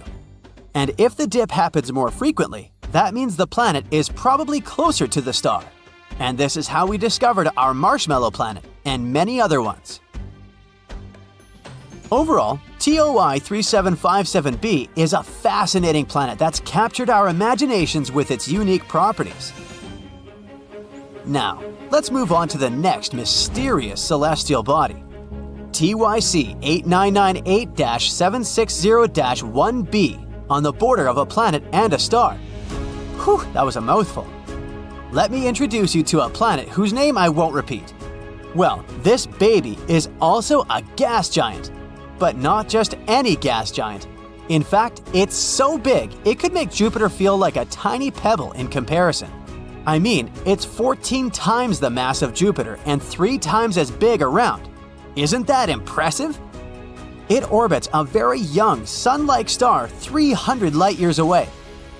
This star is only 17 million years old, and yes, it's considered a baby among the stars. For comparison, our own Sun is about 4.5 billion years old. But the star itself isn't that interesting. The planet, on the other hand, is a bit of a weirdo. You see, planets just can't be that big. With its enormous mass, it should be a star. It's kind of like the Caspian Sea, which is considered the largest lake in the world. Just as the Caspian Sea isn't really a sea or a lake, this planet is the middle child of the universe. Not quite a star, but not exactly a planet either. Some scientists think that it might be a failed star, which is like saying a cake that didn't rise properly. And let's talk about its temperature. You know how you feel like a baked potato when it's 90 degrees Fahrenheit outside? Well, this planet laughs at us. Its estimated surface temperature is a whopping 2,600 degrees Fahrenheit. That's hotter than a jalapeno popper straight out of the fryer. This time, the planet was discovered by the imaging detection method. You see, capturing pictures of exoplanets is no easy feat. The star is always way brighter and ruins the pic. It's like trying to take a selfie with your crush while your annoying little sibling is jumping up and down in front of you. But scientists have a solution.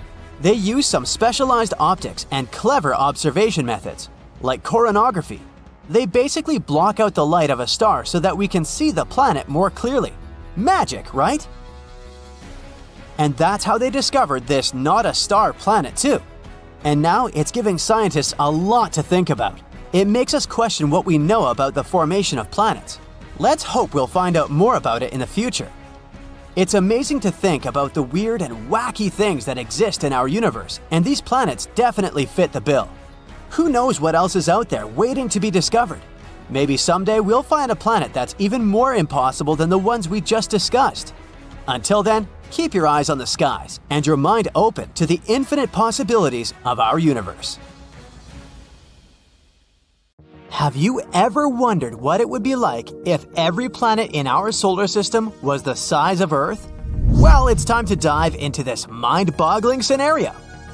Let's imagine what each planet would look like if they were as big as our beloved blue planet. Would the barren red landscape of Mars suddenly become a lush green oasis? Would the massive swirling gas giant Jupiter just disappear? And how would it affect our solar system as a whole? Are we all doomed? Buckle up and let's find out. The first planet on our list is Mercury, the smallest planet in our solar system. But now, forget about the moon-like Mercury. Instead, picture yourself on the surface of a super dynamic incandescent inferno. There are a lot of craters and active volcanoes around you, and right in front of you is a huge, blinding bright sun. What a nightmare! But let's break these changes down. Well, along with the size of Mercury, both its mass and gravity would increase. In that case, it's possible that Mercury would have more atmosphere. Temperatures on Mercury are extreme, not only because it's very close to the Sun, but also because of its very thin atmosphere. So during the day, the temperatures there reach 800 degrees Fahrenheit, and at night, it becomes terrifyingly cold, down to negative 290 degrees Fahrenheit. But now, when the gravity is stronger, Mercury could have a denser atmosphere, so the heat would be better distributed across the planet. And the atmosphere isn't the only thing that could make it hotter. If Mercury became bigger, it would likely experience increased internal heating due to gravitational compression. And hypothetically, its tectonic activity could increase. In other words, more interesting landscape, more mountains, and more scary active volcanoes. Congratulations, you've turned Mercury into Venus 2.0. For us, all these changes wouldn't be very pleasant. Now it would become much harder to send our spacecraft there, so it's better for Mercury to stay as it is, small, calm, and boring. Basically, the complete opposite of our next planet, Venus. So what would happen to Venus if it was Earth-sized? Actually, nothing. It wouldn't change at all because Venus is already almost the size of Earth. It's even called the Earth's twin, although twin is a big word, of course. In reality, we couldn't be more different. Venus is often called the morning star because it's so bright and visible in the sky. But don't let its beauty fool you. This planet is one of the most inhospitable places in our solar system. Its surface is hotter than a freshly baked pizza, around 900 degrees Fahrenheit, and it's covered in thick clouds of sulfuric acid that would dissolve any human who tried to visit. So, unfortunately, you won't be planning any trips there anytime soon. So let's move on to a planet that, unlike Venus, could potentially become a new home for us, Mars. Picture yourself standing on Mars's surface, watching the blue sunset and breathing in a refreshing breeze of air. Yes, you read that right, air. Moreover, you could be surrounded by plants, animals, and basically feel like you're on Earth. But how is that possible? Bigger Mars would have a stronger magnetic field and gravity. This would lead to a richer and denser atmosphere. It would likely have a wider range of gases, including oxygen. Wouldn't that be cool? Also, a denser atmosphere could distribute heat across the planet, so Mars would become much warmer and cozier. And here comes the most important change: liquid water. Mars actually has some frozen water at its poles and in subsurface reservoirs. But with a stronger gravitational pull, it could potentially stabilize liquid water on its surface. Hooray! However, it's not all fun and games. New Mars would also have a volcanic personality. It's already geologically active, but now its internal heat and pressure would skyrocket. That means more frequent and more crazy volcanic eruptions. Imagine how exciting it would be to witness such eruptions on another planet, if you manage to escape the consequences. In general, the planet could become greener and lusher, but not safer, although it would still be great to see it. But it's time to move on to the giants of our solar system. And if we're enlarging the planets before, now it's time to squeeze them really, really hard. If Jupiter became 11 times smaller, oh boy, what a disaster that would be. The first thing we'd notice is a change in gravity. And I say we'd notice because now we'd have no choice but to move somewhere. Jupiter experiences from 30 to 100 collisions with large asteroids per year. No big deal, all because of its strongest gravity, which attracts them all and protects us.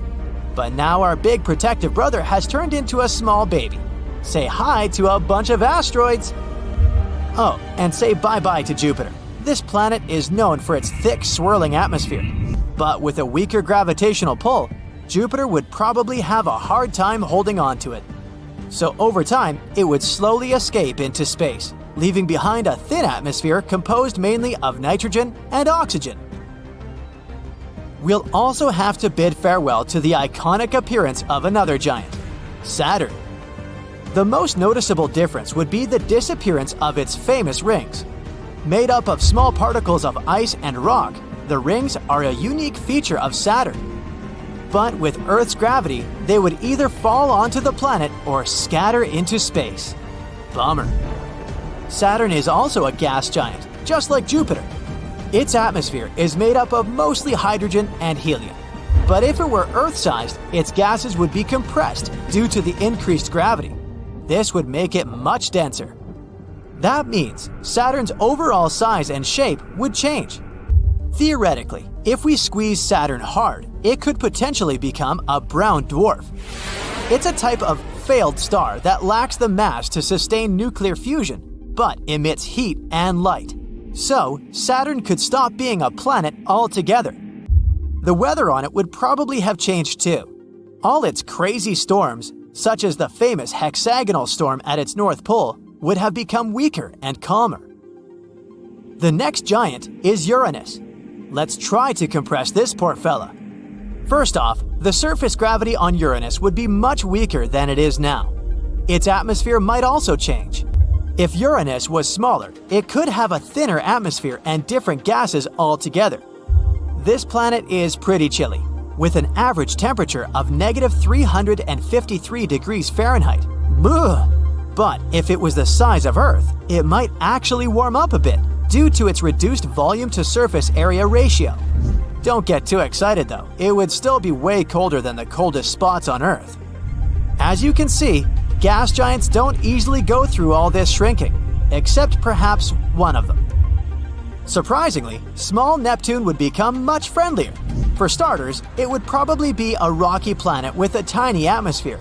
That means no more gas giant, but instead, a planet that's easier for humans and critters alike to live and move around on.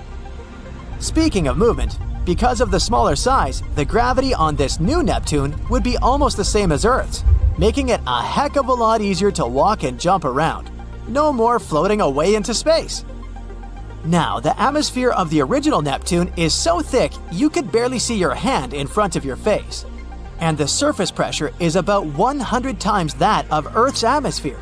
But our new Neptune would be much different, with a much thinner and less dense atmosphere. It would still have some methane, water, and ammonia in it, but nowhere near as much as before. Finally, the temperature. The current Neptune is freezing, with an average temperature of about -370 degrees Fahrenheit. But if it was the same size as Earth, it would likely be much warmer, just like Uranus. Ah, that's more like it. What a planet that would be. That's it for the changes in the planets. But what would happen to the entire solar system if we made all the planets so small? It's hard to predict, but it's clear that their gravity and orbits could change a lot. It's unlikely that any of them would have flown into outer space, or crashed into each other, or something like that. But many of their orbits would probably become quite unstable, and the number of collisions with asteroids would have increased significantly. Of course, all this is purely speculation. It's not like we can actually test all this.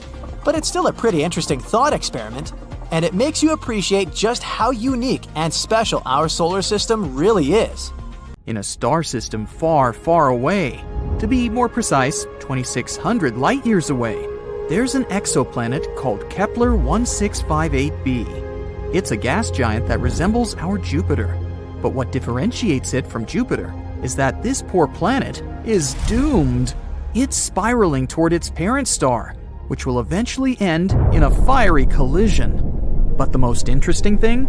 Astronomers would have remained totally ignorant of this fact, if not for a tiny clue. It was a really minuscule change in the planet's orbit.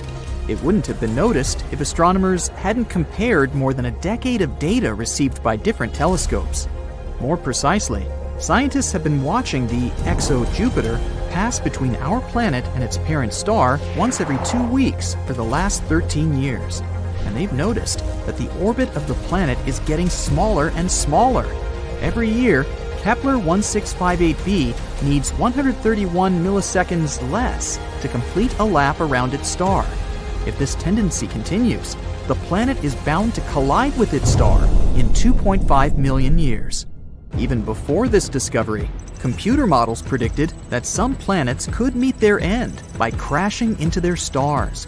But this is the first time when astronomers have some real proof of such an outcome by measuring almost imperceptible changes in a planet's orbit. they now know for sure what happens when a planet is going to crash into its star, even though we probably won't be around to witness it. But let me tell you a bit more about the doomed planet. It was discovered by NASA's now retired Kepler Space Telescope. It was launched in 2009, and its mission was to find planets orbiting other stars, aka exoplanets. And the very first exoplanet the telescope spotted was the very gas giant we've been talking about. But it took astronomers about a decade to confirm that this space object was indeed an exoplanet. This world is like a denser version of Jupiter. I mean, take 6 Jupiters worth of material, roll it into a ball about 1.1 times as wide, and voila! The planet is tidally locked to its parent star, which means that it makes one complete turn every time it finishes a lap around the star.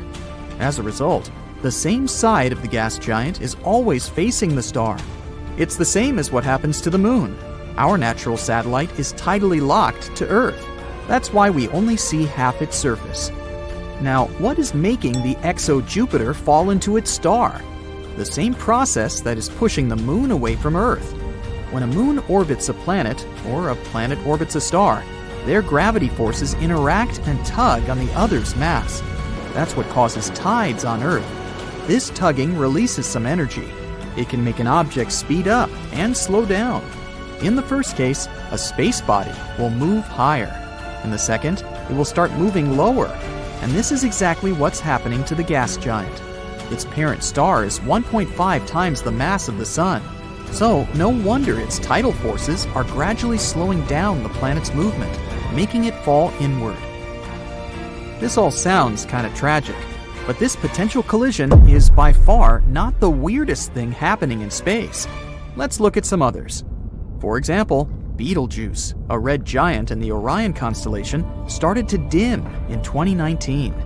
This confused astronomers.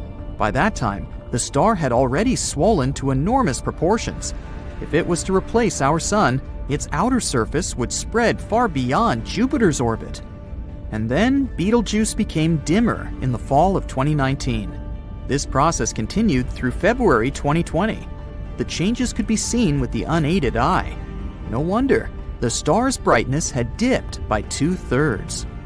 At that time, astronomers were sure Betelgeuse was about to explode into a supernova. They continued to observe the star, but unexpectedly, it returned to its regular brightness.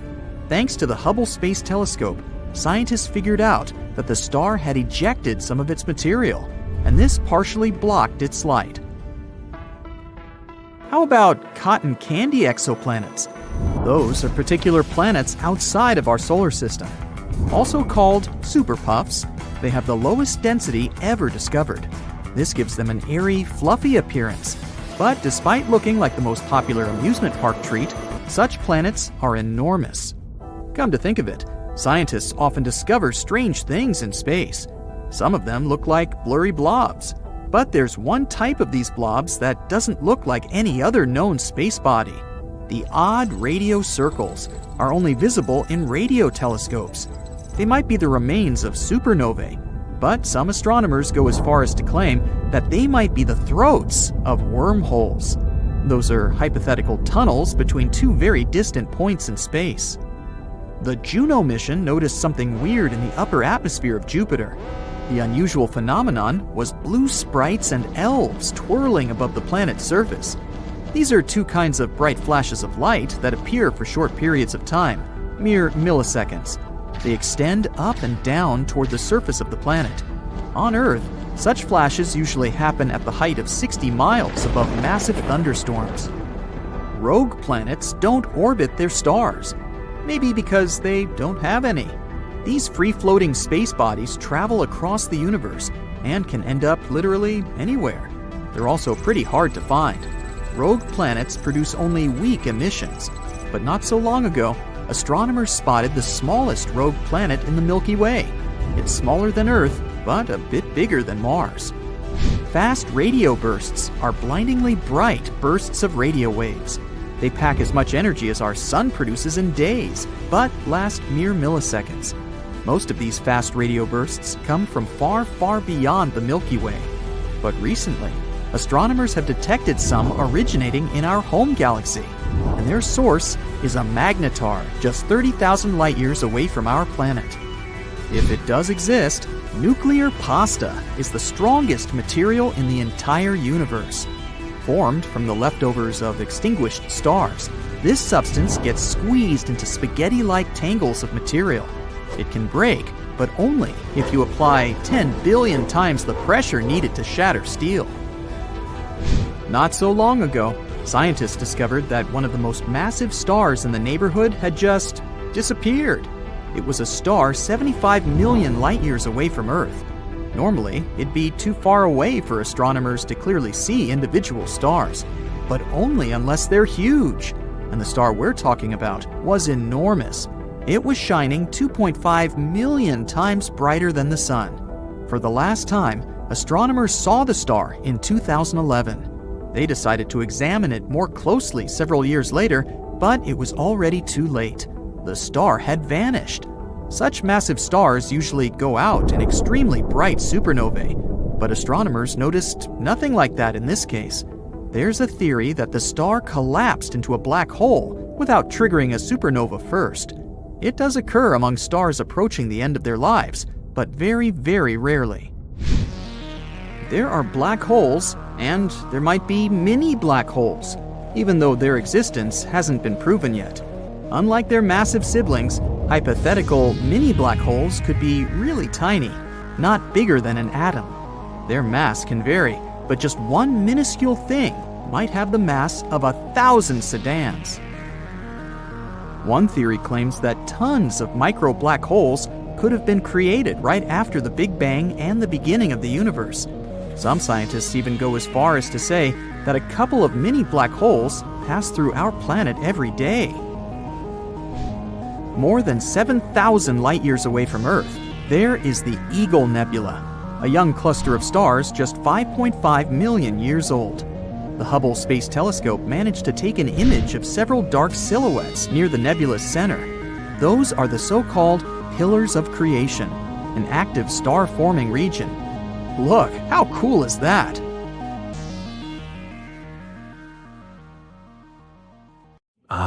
Consider the rogue planet, the cosmic wanderer that nobody wants to take home. Basically, a rogue planet is a planet that has been ejected from its own star system and is now floating aimlessly through space like a cosmic loner. These planets aren't just a theory. Scientists have actually detected some in our galaxy. In fact, estimates suggest that there may be lots of these cosmic nomads floating around the Milky Way. And they aren't just small rocky worlds like Earth. Some of them are actually massive gas giants, many times larger than Jupiter. These behemoths could potentially have their own moons, and even their own mini-systems orbiting around them. For example, one of the most famous rogue planets we know of has a complicated name. Here, you read it for yourself. It's located about 80 light-years away from Earth, and it was discovered in 2013. This rogue planet is estimated to be around 6 times the mass of Jupiter and is believed to be around 12 million years old. And yes, just because these cosmic loners don't have a star, it doesn't mean they're super cold. They can still generate heat and light from their own internal processes. Some may even have magnetic fields and auroras, just like Earth. In other words, rogue planets could potentially be habitable if they have the right conditions. So, what would life on such a planet look like? And could we potentially live in such a world? Well, living on a rogue planet can be a lonely existence. They have no warm sun to bask in, no cozy atmosphere to cuddle up in, and no cosmic neighbors to have barbecue with.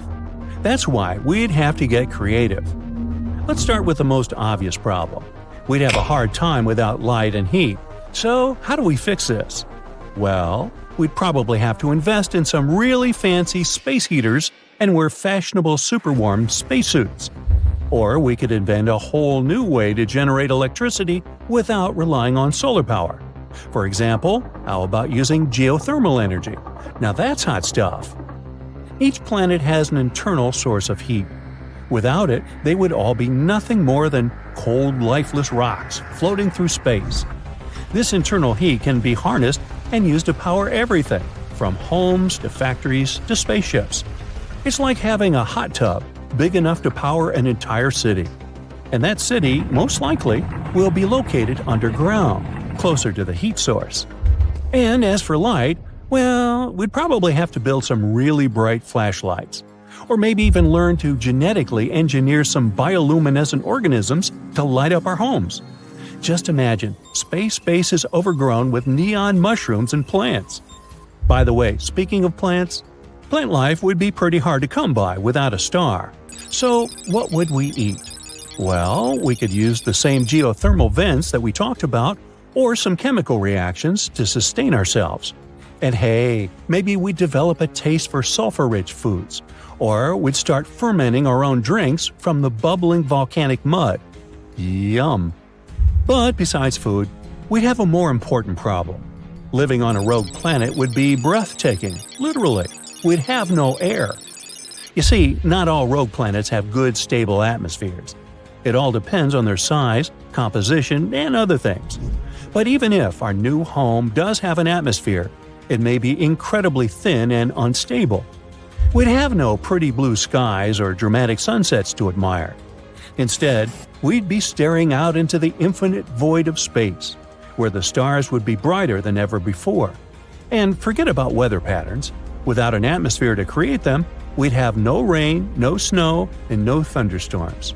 And that's just some minor problems. What's worse, the temperature on the planet would be wildly fluctuating, swinging from unbearable heat to unbearable cold. It would be like living in an oven that's always being turned on and off. And finally, we'd be exposed to all kinds of space debris and cosmic radiation. So, if you don't want to get crispy, you might want to invest in some serious SPF. So, how do we fix it? Well, we'd have to find a way to generate our own oxygen and probably create something like a space-age biosphere. For example, we could grow some plants that could produce oxygen, or we'd learn to filter the air like a high-tech air purifier. Finally, we have the last most important problem, finding water. And here's where the underwater oceans come to our aid. Now we're really diving deep into the possibilities. Nyuk, nyuk. But seriously, scientists suggest that some of these planets may indeed have underwater oceans. It would be like living on a giant water balloon that's been buried underground, with the ground beneath your feet made of ice and rock. In other words, we could just tap into these underground oceans. They could provide us with a source of water for drinking, farming, and manufacturing. Maybe even with some other resources and materials we've never seen before. And by the way, who knows what kind of strange creatures might be lurking in those underground seas? But don't worry. Even if we don't have any underground oasis, there are also other options. We could get some water from comets, ice mining, and even from the atmosphere, the one we just created before. Finally, we need to find and mine some resources to build our homes and other stuff. And a rogue planet might not have the same kinds of resources as a planet that orbits a star. It's like trying to find some treasures in a desert, not exactly a sure thing.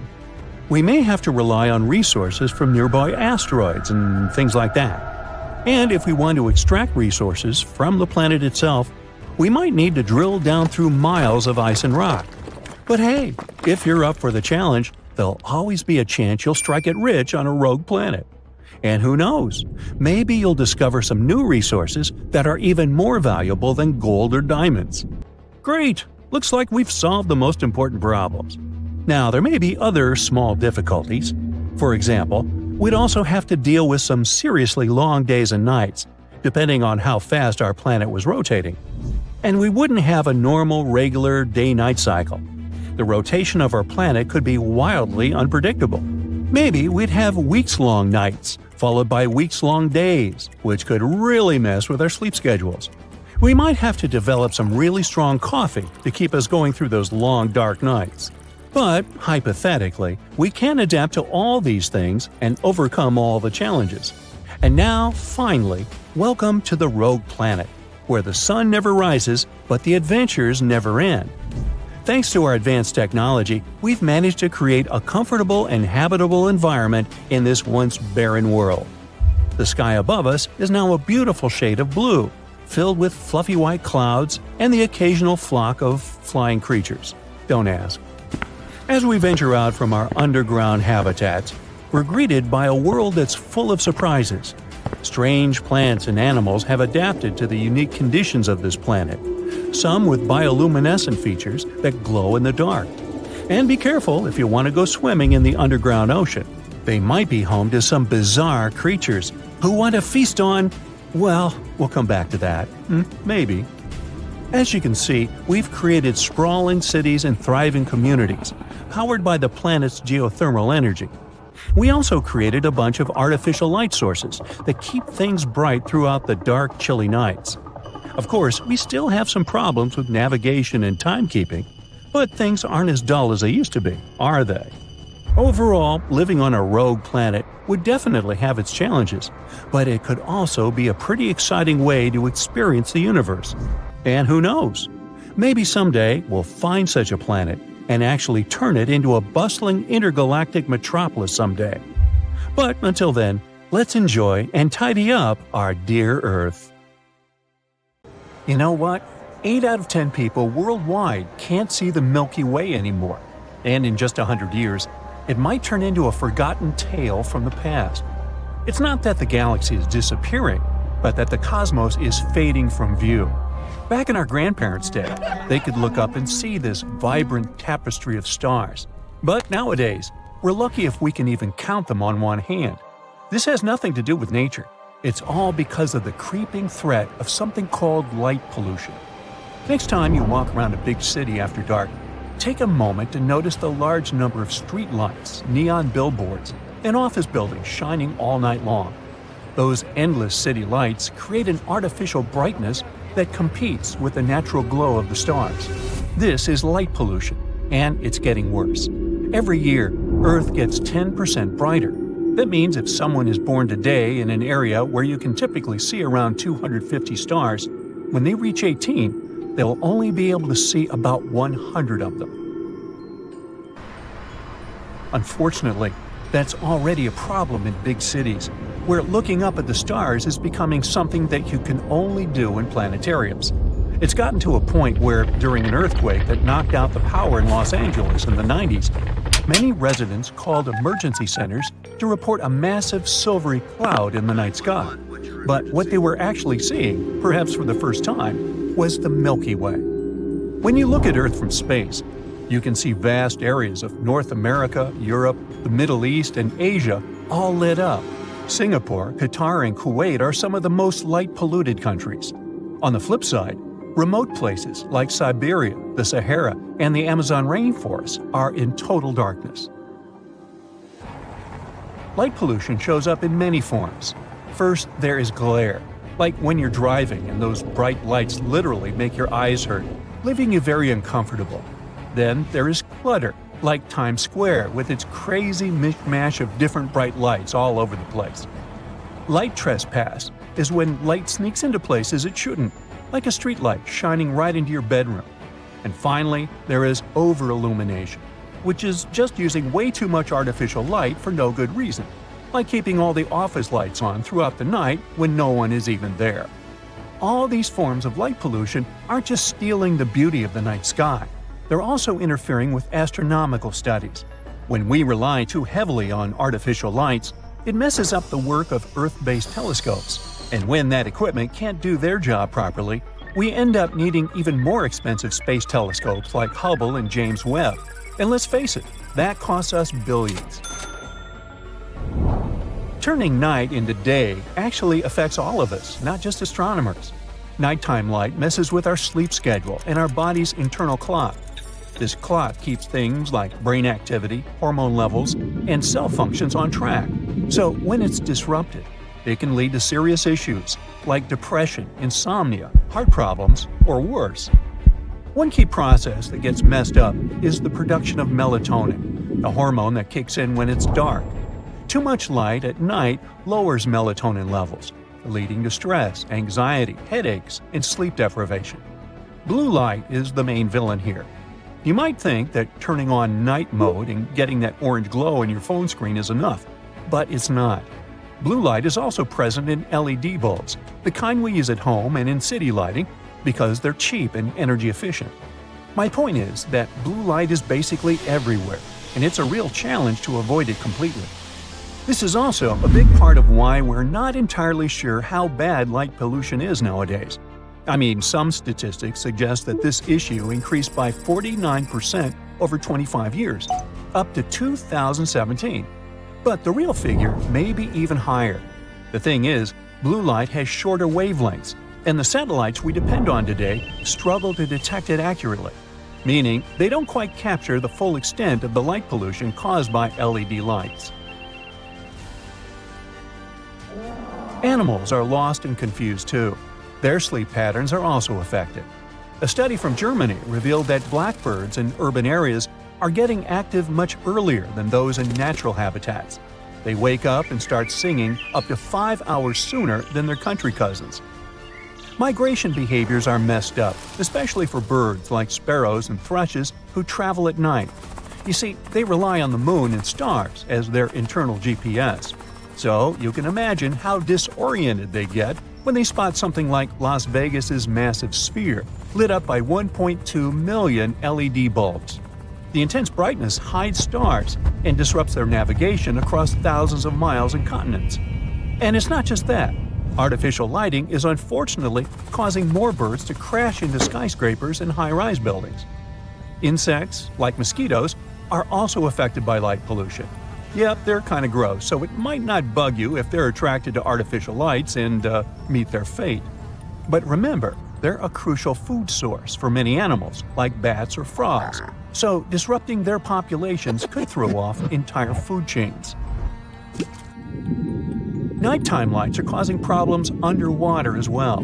Marine creatures near brightly lit panels off the Welsh coast are changing their behaviors, and fewer sea squirts and sea bristles are hanging out near those lights. Another example involves sea turtles. They typically lay their eggs on beaches and often return to the same spots for years. But when those beaches are too bright at night, female turtles might become confused and decide not to lay their eggs there.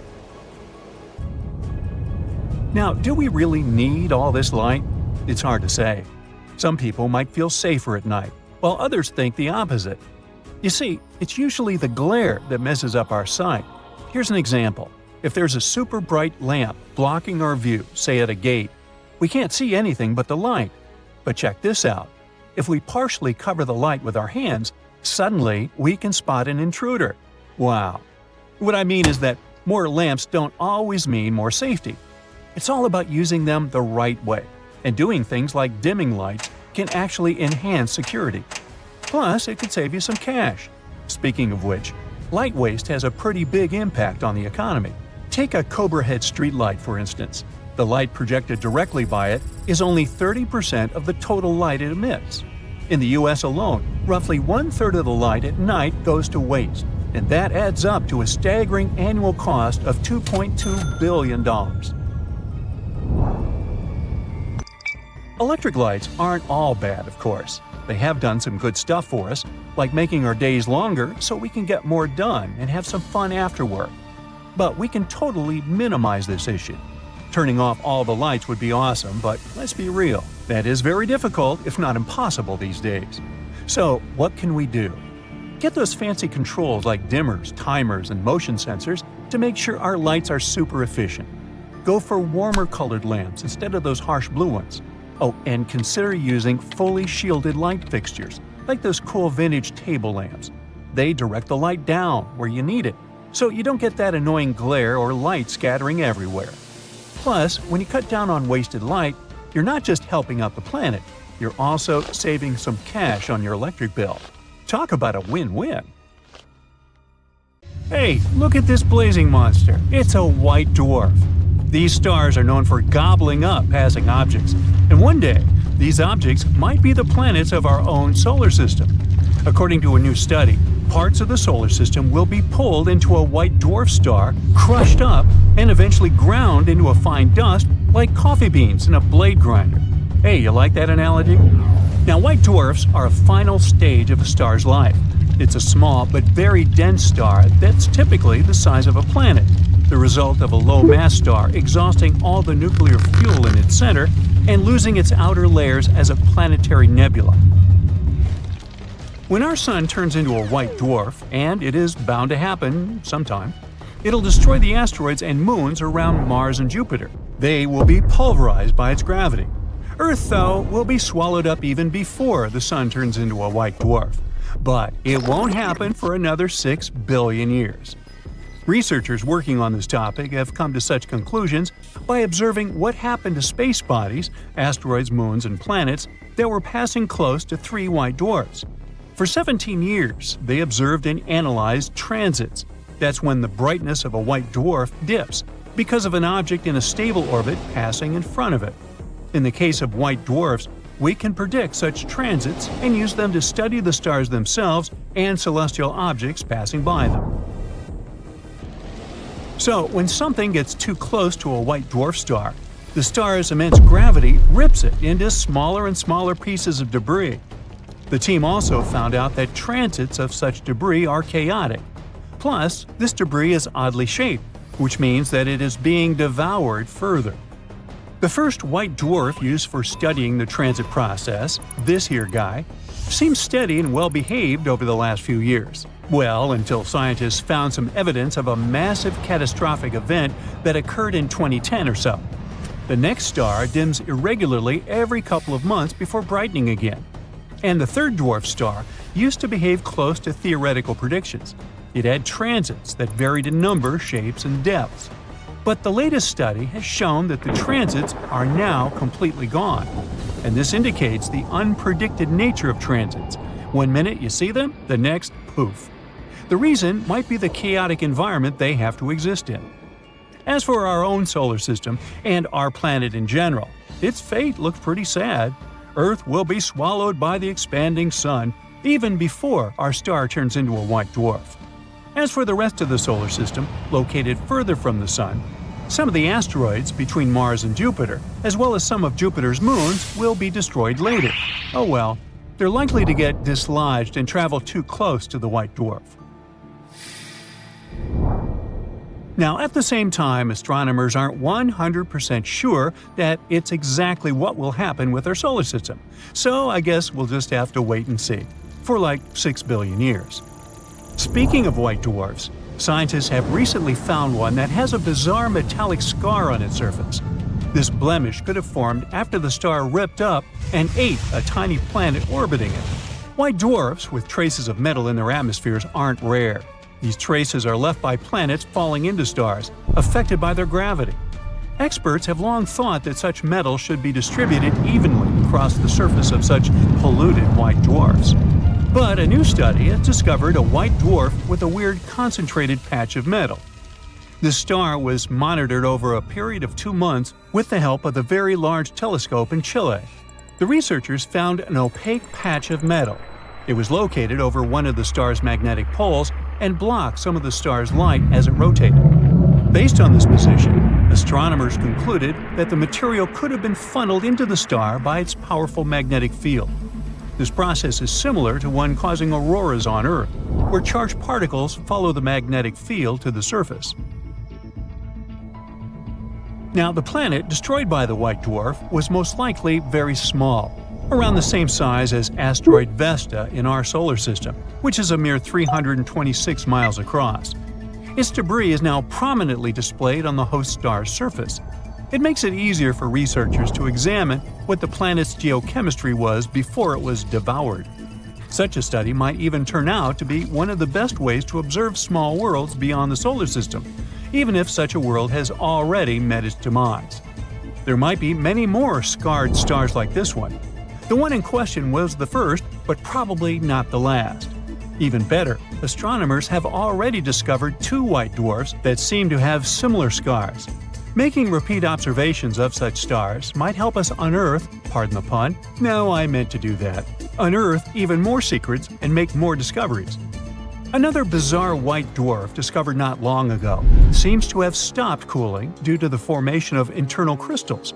It challenges existing theories on star aging and also questions the method of stellar age estimation. But scientists might have understood why it may be happening. White dwarfs are believed to be dead stars. They keep cooling down over time, and normally this process can't be reversed or paused. But in 2019, the European Space Agency's Gaia satellite discovered a number of white dwarf stars that had stopped cooling for more than 8 billion years. It might mean that some white dwarfs can generate a lot of extra energy, which is at odds with the classical dead star theory. At first, astronomers couldn't figure out how it might happen. But in the end, more than 97% of stars in the Milky Way galaxy turn into white dwarfs. Astronomers have long thought that such stars are at the end of their lives. After depleting their nuclear energy source, they stop producing heat and cool down. Eventually, the dense plasma in their insides freezes into a solid state and the star solidifies from inside out. The whole process can take billions of years. But the new research claims that in some white dwarfs, this dense plasma doesn't simply freeze. Instead, its solid crystals forming upon freezing become less dense than the liquid and start floating around. They displace the heavier liquid downward. The movement of heavier material toward the center of a white dwarf releases gravitational energy, and this energy is enough to interrupt the star's cooling process and halt it for billions of years. Now, this explanation actually matches all of the properties of the unusual white dwarf population. But this is the first time such a transport mechanism has been seen in any type of star. And that's incredibly exciting. A totally new astrophysical phenomenon. But why does it happen in some stars but not in others? It most likely depends on the composition of the star. You see, some white dwarf stars are formed by the merger of two different stars. When they collide and form a white dwarf, it changes the composition of the star, which allows the formation of floating crystals. So this discovery might mean that astronomers will have to review the ways they use to determine the age of stars. At the moment, white dwarfs are often used as age indicators. The cooler a white dwarf is, the older it's believed to be. But now, we already know about possible delays in the cooling process of some dwarfs. It makes the popular age determination method more unreliable. Some stars of a given temperature may be billions of years older than we previously thought. The recently uncovered transport mechanism within white dwarfs means that some of these stars can be shining as bright as normal for billions of years. This complicates age dating and the use of white dwarfs to reconstruct the formation of our galaxy. Hey, stay tuned. Chebyshev star was discovered in the 1960s. Since then, astronomers have been intrigued by its unique chemical makeup. The star is suspected to contain ultra-rare elements, verging on the almost impossible. Using special equipment on the European Southern Observatory's telescope in Chile, researchers took readings of the star's magnetic field. They discovered that the star's rotation period, which is the time it takes to finish one revolution on its axis, stretches out over almost 200 years, which is super slow. Of course, there are even more bizarre objects called apstars. They're a chemically interesting category of stars that rotate extremely slowly, with one rotation taking up to 1,000 years. What makes these stars even more peculiar is a wide range of chemical elements astronomers detect when analyzing their stellar spectrums. But if we look at Chebyshev star, we'll see that it's both similar to and different from other apstars. It contains unusually low amounts of iron and nickel. Our Sun has 10 times more and incredibly high amounts of rare, heavy elements. Those might include strontium, cesium, and neodymium, as well as at least 2 undiscovered elements. They wouldn't occur through any natural processes we currently understand. There's a hypothesis that the presence of such heavy elements could be caused by a star's unseen companion, like a neutron star. Some people go as far as to say that such an incredible chemical makeup could be a sign of an alien technosignature. Any specialist will tell you that it's the strangest stellar spectrum they've ever observed. Some even claim that there are so many chemical indicator lines you can't immediately understand what you're looking at while observing the star's spectrum. Chebyshev star also contains high levels of radioactive elements that take a few thousand years to decay. And here's where another mystery lies. They should have long vanished from the star. After all, it's almost 1.5 billion years old. Scientists haven't managed to figure out the reason for the presence of these elements yet. Maybe it's the combination of the star's rare qualities. It spins very slowly, it's hot, and it has a strong magnetic field. This could raise to the surface atoms that would normally be mixed inside the star. There's another theory that explains the presence of these radioactive elements. They could be there as if they were themselves decayed forms of ultra-heavy elements that we haven't discovered yet. So far, no one has been able to prove this theory. Even the discovery of Chelyabinski's star's super slow rotation doesn't bring us closer to the answer. It's obvious that there's a lot to learn about the bizarre star, and who knows which secret it still has up its sleeve. Another not less mysterious star is called Tabby's star. It's a sun-like orb around 1,500 light-years away from Earth, sitting in Cygnus the Swan. Unlike our Sun, this star dims randomly by 5 to 22%, and it lasts for days at a time. The reason could be a giant planet passing in front of the star, but then the eclipses would be more regular and not so random. And if it was a Jupiter-sized planet, it would also need to block around 1% of the star's light, which would make it unique and unlike anything we know. After American astronomer Tabitha Boyajian discovered the star's massive and irregular fluctuations in 2015, further observations followed. They show that the overall magnitude of the star has been gradually dimming over the years. Some theories trying to explain this phenomenon are quite believable. For example, some scientists think that these brightness changes are intrinsic to the star. They could be caused by its magnetism or changes in heat flow in its interior. Other ideas are more daring, including some kinds of activity of an extraterrestrial civilization. One of the most plausible theories, though, is that the dimming is caused by the chunks of an orphaned exomoon. It could have been pulled away from its parent planet by gravitational interactions with Tabby's star. As the moon approached the star, it exploded, sending dust clouds into stellar orbit. These countless chunks of rock and dust are now moving between Tabby's star and Earth in a giant, clumpy cloud. It could indeed explain why we observe such irregular brightness variations. Usually, when astronomers spot a spiral arm structure, it turns out to be a galaxy. But not in this case. SAO 206462, located 460 light-years away from our home planet, is a young star. It's surrounded by a circular disk of gas and clearly defined spiral arms. The bizarre star was spotted during an exoplanet search with the help of the Subaru telescope located in Hawaii. Instead of finding fully fledged planets around a young star, astronomers discovered planets that were still in formation. These baby planets are growing out of the disk of gas and dust surrounding the star. The disk extends out to around 80 astronomical units, which is twice the orbit of Pluto. At least 2 of these planets have stretched the disk into its extremely unusual spiral shape. A different planet is responsible for each arm. In our home galaxy, there's a giant star that is a real stellar wind machine. At the moment, this monster is just waiting to burst and send a wave of radiation and hot gas towards Earth. All because it's a Wolf-Rayet, a star which is at that precarious point before it goes supernova. Its core doesn't have any more helium left to burn. Instead, the star is forced to churn through much heavier elements, for example, oxygen. Unfortunately, it disrupts the careful balance between gravity and fusion, leading to the star shedding its layers. When the oxygen eventually runs out, the star will go supernova, but this time the show will be different. The thing is, WR104 is 1/2 of a binary pair, which means that 2 stars are feeding into each other, spinning up their stellar winds. It will continue until they start going incredibly fast. Is the potential explosion going to harm Earth?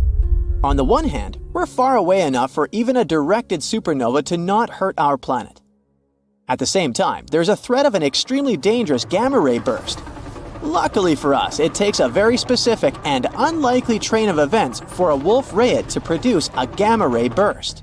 Plus, even if it does, the star might be pointed far away enough for the danger to miss us. Anyway, astronomers are still watching the star, just in case. A star sitting in the constellation of Centaurus keeps a secret not many know about. At first glance, it looks like a dim white dwarf, but when astronomers analyzed it, it turns out to be incredibly dense. Take the mass of the Sun and cram it into something that is only a third the diameter of Earth. This space wonder is also rather cool. Its core temperature is a mere 11,900 degrees Fahrenheit. For comparison, the Sun's core temperature is around 27 million degrees Fahrenheit. At such low temperatures, stars begin to vibrate, and then scientists can use these vibrations to sneak a peek inside a star. And in the case with the star in question, which was later named Lucy, they discovered that its carbon core had crystallized.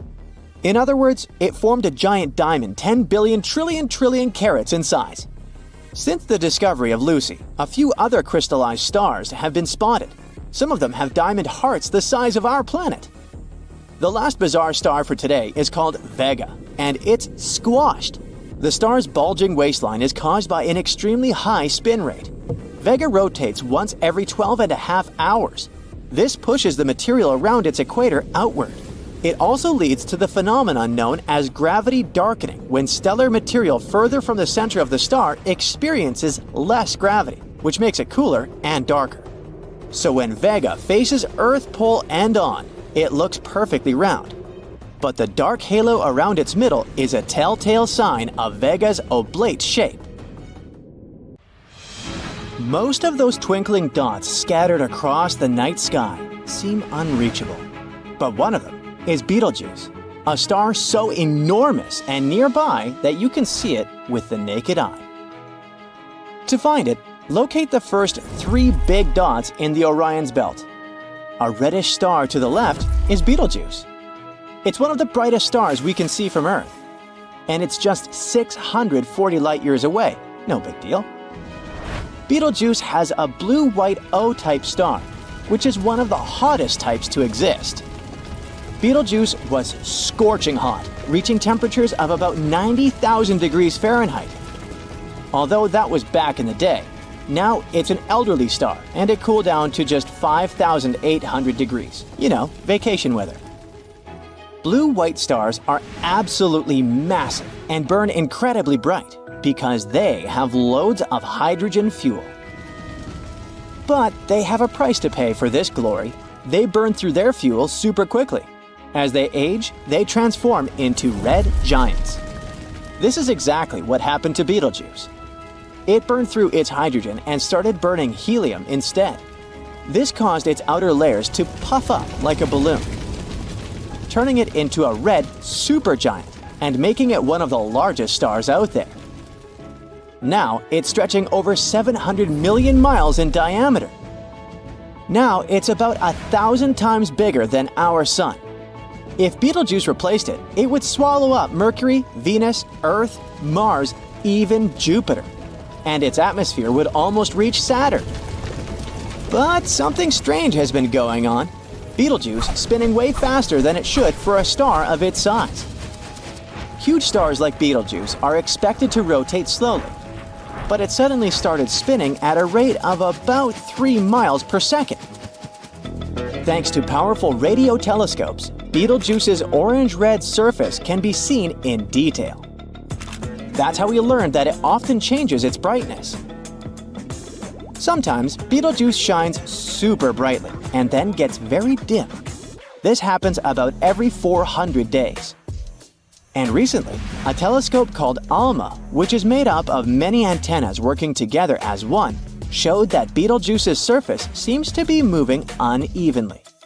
It's like one side is coming towards us while the other is moving away. But all of it might be a trick of light. Betelgeuse isn't as smooth as our Sun. Instead, it's super chunky. Its surface is like a boiling cauldron. It's bubbling and churning incredibly fiercely. Imagine giant plumes of hot gas erupting from its core, reaching the surface and then vanishing back inside.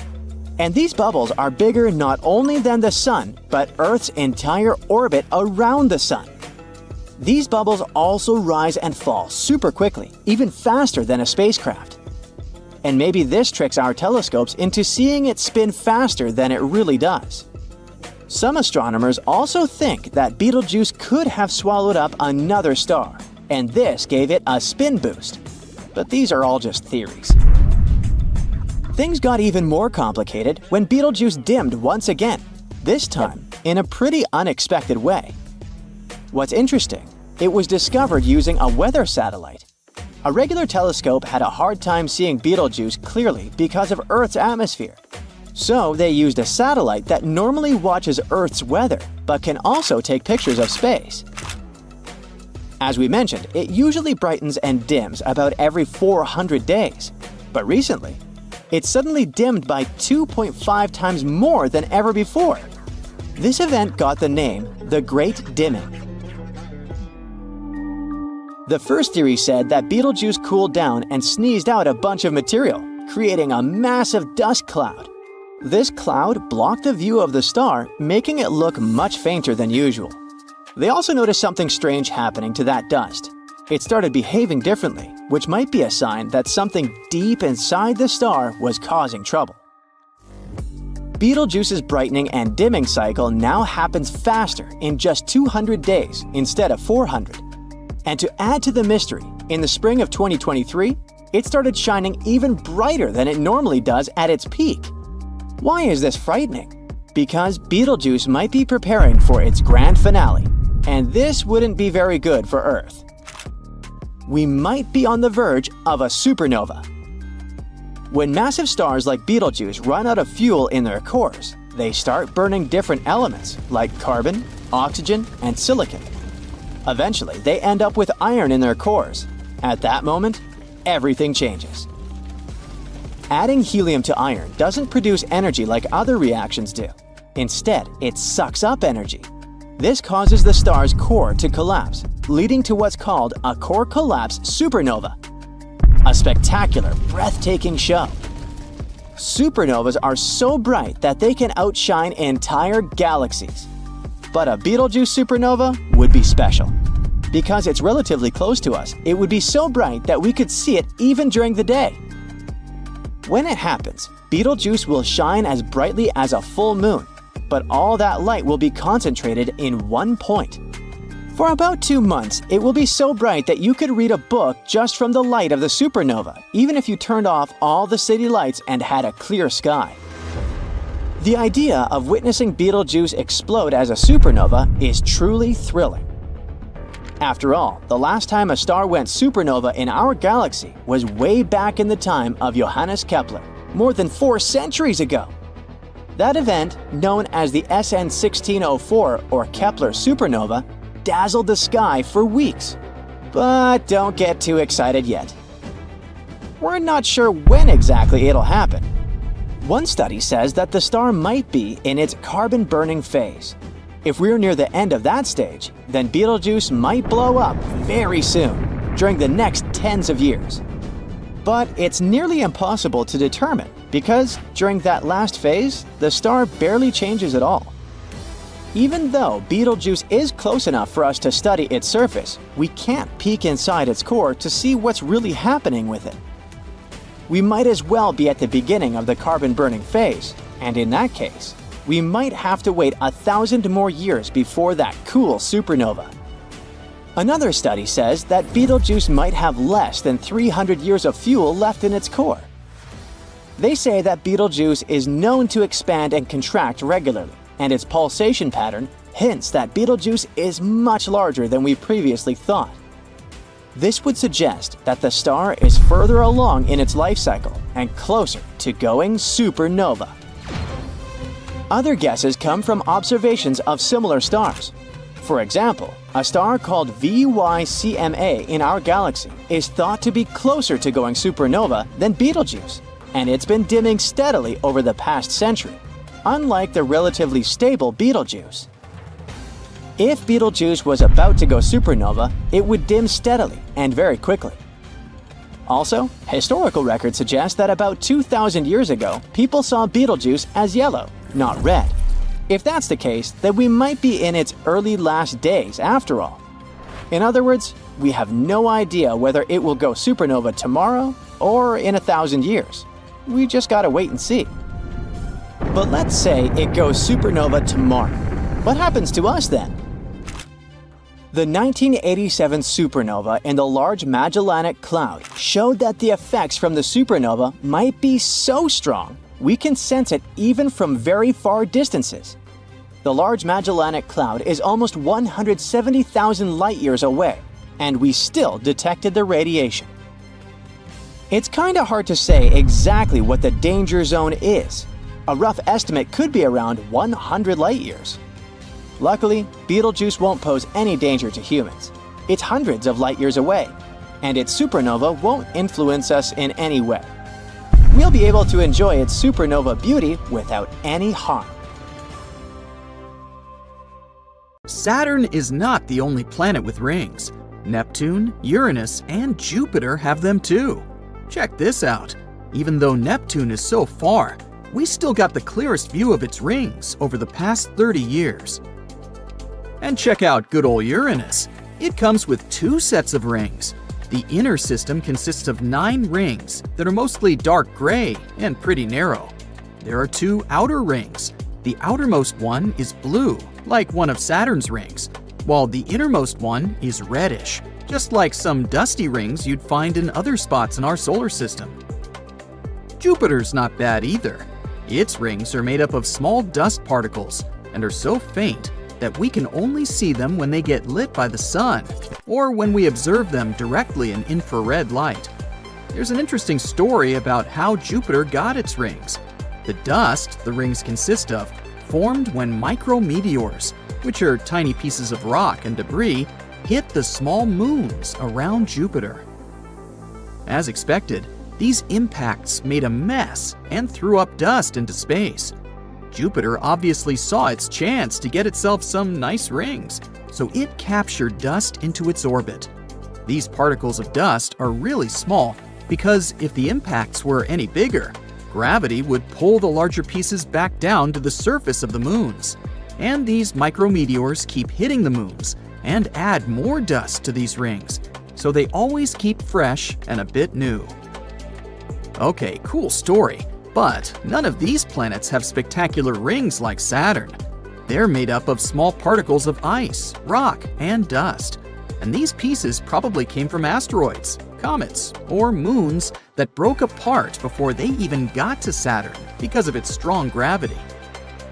What makes Saturn's rings so special is that they're made of many tiny particles that reflect a lot of light. This is why they're visible, even with an average telescope that amateur astronomers use. When we look through the telescope, we can see the rings clearly because they're big and bright. And these chunks in the rings range in size from tiny dust grains to those as large as a house. And if we could look at those rings, we'd see some of the particles as big as entire mountains. Wow! Imagine if you could sit at the top of it and enjoy the roller coaster ride around Saturn. If you could look at the rings from the cloud tops of Saturn, they would mostly appear white. Plus, each of its rings moves at its own speed. Wow, stunning, right? But the news up there is not so good. It seems that these fascinating rings are disappearing. In fact, ever since the 1980s, astronomers have known these rings are getting smaller as time goes by. It appears that the particles from the rings are actually raining down onto Saturn's atmosphere. Not just raining. Every day, an amount of water you'd find in an Olympic-sized swimming pool falls onto Saturn.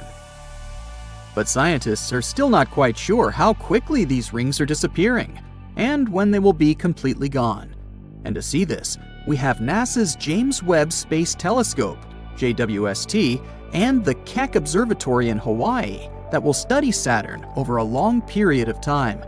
They will track what exactly happens with this ring rain and how it changes during one full season on Saturn. That's about 7 Earth years. And a lot of ring material is falling onto Saturn all the time. Somewhere between 880 and 6,000 pounds of icy rain flows onto the gas giant every second. And by this, it's heating up its upper atmosphere. If this keeps happening at the same rate, Saturn's rings might disappear in about 300 million years. Hope humankind will get at least one roller coaster ride before they're gone, though. But while this may seem long to us, in terms of space, it's relatively quick. But this rate could slow down through time, so the rings might be there for more than 1 billion years. Or, if they start disappearing faster, about 100 million years. It's not like this process happens by itself. Space rocks and the radiation coming from our sun affect all those particles in the rings. They give the particles an electrical charge. This charge causes them to stick to Saturn's magnetic field lines. Saturn's mighty gravity then pulls these icy particles in, and they flow into its upper atmosphere. Saturn goes around the sun once every 29.5 years. As it's making its circle, it moves closer to and farther away from the sun, and its rings do the same. This tilt affects how much the sun's radiation affects the deepest layers of the planet's rings, which is where most of the icy rain comes from. Scientists think that when the rings are tilted to face the sun, there will be more material falling onto Saturn. But when the rings are edge-on with the sun, the material falling onto Saturn slows down. Scientists are not only trying to predict the fate of Saturn's rings, but they also still debate when and how they even formed. Some theories say the rings have been around ever since our solar system formed billions of years ago. But the Cassini spacecraft explored Saturn and brought some data that encouraged the idea that the rings are way younger than that, maybe 10 million to 100 million years old. Another interesting idea says the heavy rain from the rings might make them look younger than they actually are. Whoa, did those rings find their own fountain of youth? But I'm afraid not even that can make the rings last forever. Sooner or later, Saturn will have to face an identity crisis when it loses its beautiful rings. At some point, it seemed this year wasn't so good for Saturn, because another one of the planets was quickly heading to take the title of the one with the largest number of satellites. In February of 2023, scientists discovered 12 new Jupiter moons, and Jupiter overtook Saturn to become the leader in the number of moons. These moons accidentally popped out while they were looking for Planet 9. You know, that one hypothetical planet that could be lurking somewhere in the outer region of our solar system. And these newly found moons are kinda dim and small, but they couldn't hide from our powerful telescope and the advanced techniques scientists used to spot them. What's interesting is that 9 of the new moons orbit Jupiter in the opposite direction of its rotation, while the other 3 orbit in the same direction. What happened to those fellas? Do they even know they got into the wrong lane? Some say they could be the remains of bigger bodies that broke apart after hitting some other objects. So typical for space. Now, there's a moon called Valetudo that was discovered a few years ago. Unlike the retrograde moons, Valetudo has a prograde orbit, which means it orbits in the same direction as Jupiter's rotation. What's interesting is that Valetudo moves in an orbit that crosses into the paths of these retrograde moons. Could it be the retrograde moons formed because they collided with prograde moons such as Valetudo at some point? Hopefully, we'll find out. It was a great success for Jupiter, but 3 months later, things changed when they also found 62 satellites circling around Saturn, which means Saturn became the leader again, with 145 moons in total, compared to only 95 of Jupiter's moons. Astronomers have discovered new moons around Saturn using a technique called shift and stack. This means they combined multiple images that shift along with the moon's movement, and this helps to enhance the faint signal from the moon. That's how they discovered even those smaller and dimmer moons they couldn't have previously seen in single images, like those that are 1.6 miles in diameter. They needed to confirm these objects were moons and not some asteroids passing by, so they tracked them for a couple of years to see their orbits around Saturn. So, Saturn may be losing its rings, But there are more moons over there than expected, and who knows how many more interesting things we'll find around it. Do me a favor, will you? Try to imagine the first time you went camping. Maybe you went with your parents. Maybe it happened on a class field trip with your schoolmates. Regardless, try to picture, or remember, what it felt like as the day was coming to an end. The sun has set, but there's still some light outside. Let's say you were lying down, trying to rest for a bit. What's the first thing you remember seeing when looking up? If you're anything like me, it was probably the overwhelming number of stars twinkling right before you.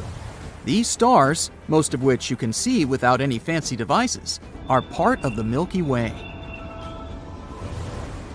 Believe it or not, our amazing galaxy is almost as old as the universe itself. Age aside, it's also a pretty nice place to be. The Milky Way is like a cosmic nursery where new stars are born.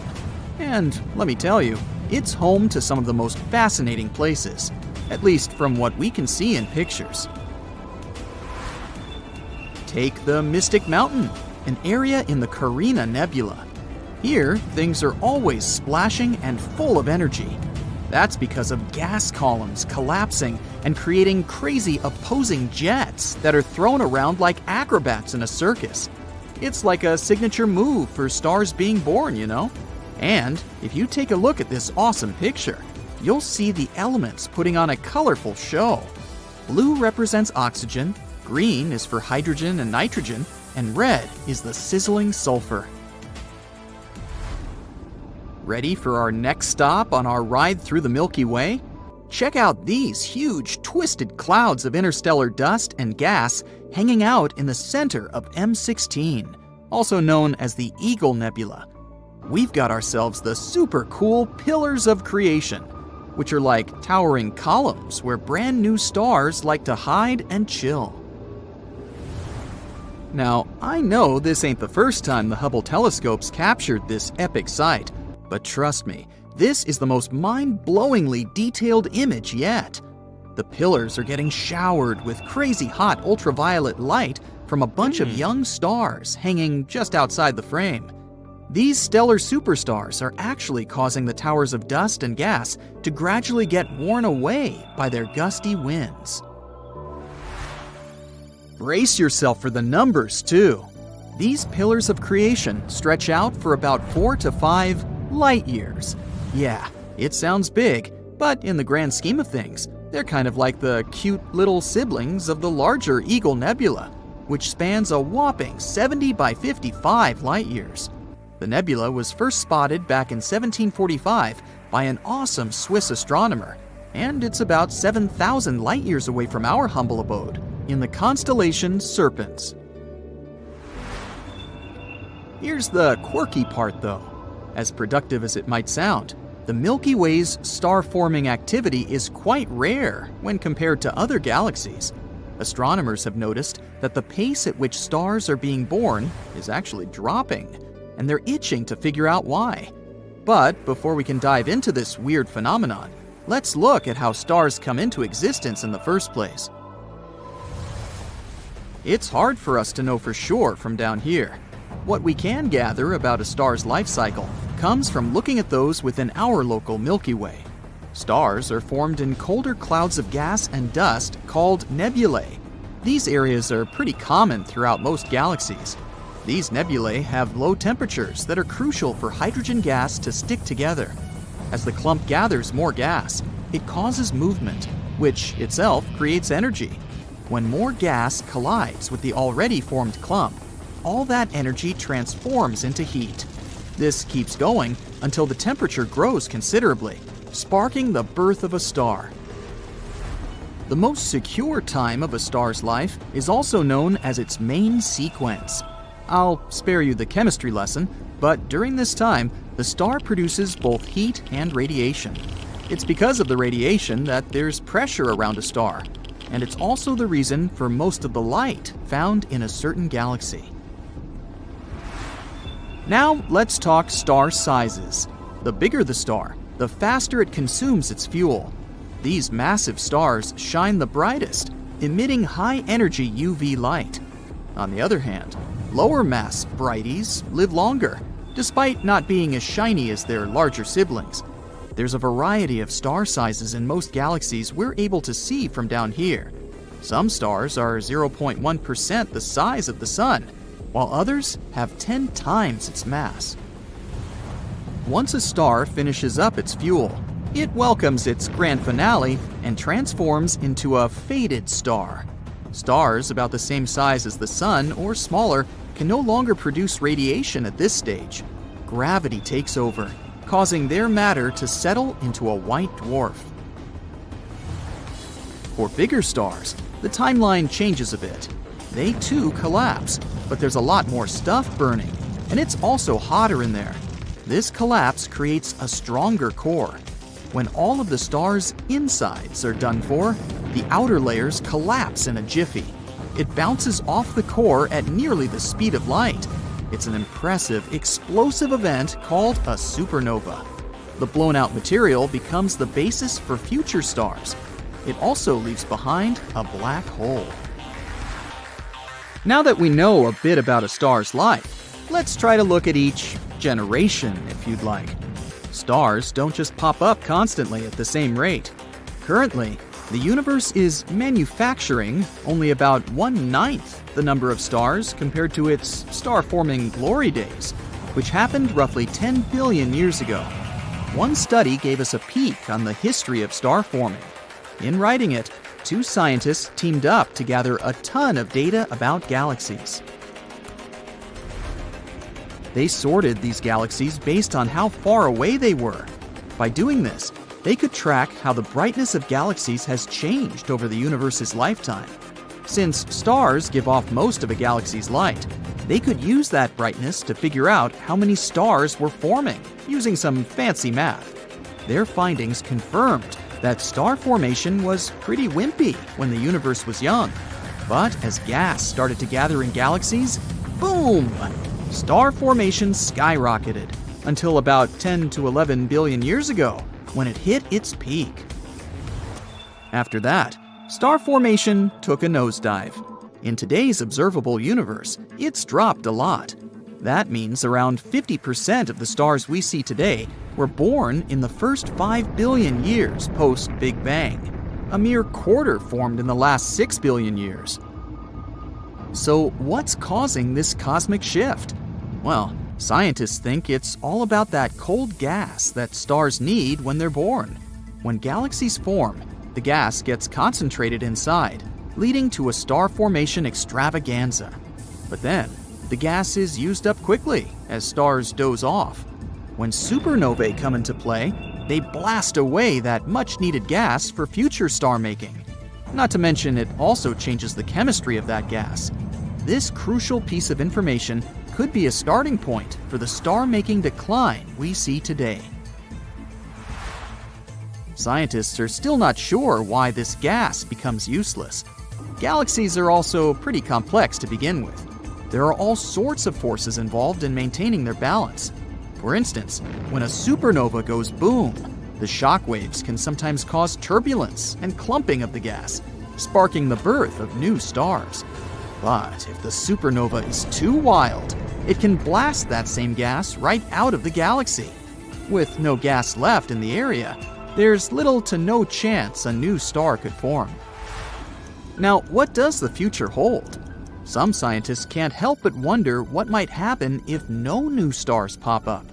The universe might be simply filled with black holes and fading stars. Solar systems would become inhospitable as their stars lose power, and those ravenous black holes might munch on whatever material is left. As gloomy as it seems, you do have to admit it's a mind-boggling concept. Luckily, we don't have to worry about it happening anytime soon. The universe is a whopping 13.7 billion years old, but the dark era isn't expected to kick in until somewhere way further in the future. But hey, this is just one possible outcome of the decline in star formation. Who knows what other wacky possibilities the universe holds? Imagine a being so powerful it can suck in entire galaxies, so mysterious it's invisible to the naked eye, and so impressive it bends the very fabric of space and time to its will. Yes, meet my mother. Nah, just kidding. Actually, meet the ultimate superhero of the universe, the black hole star. What is it and how does it work? Well, let's find out. The universe is full of marvels, and the black hole star is one of the most impressive ones.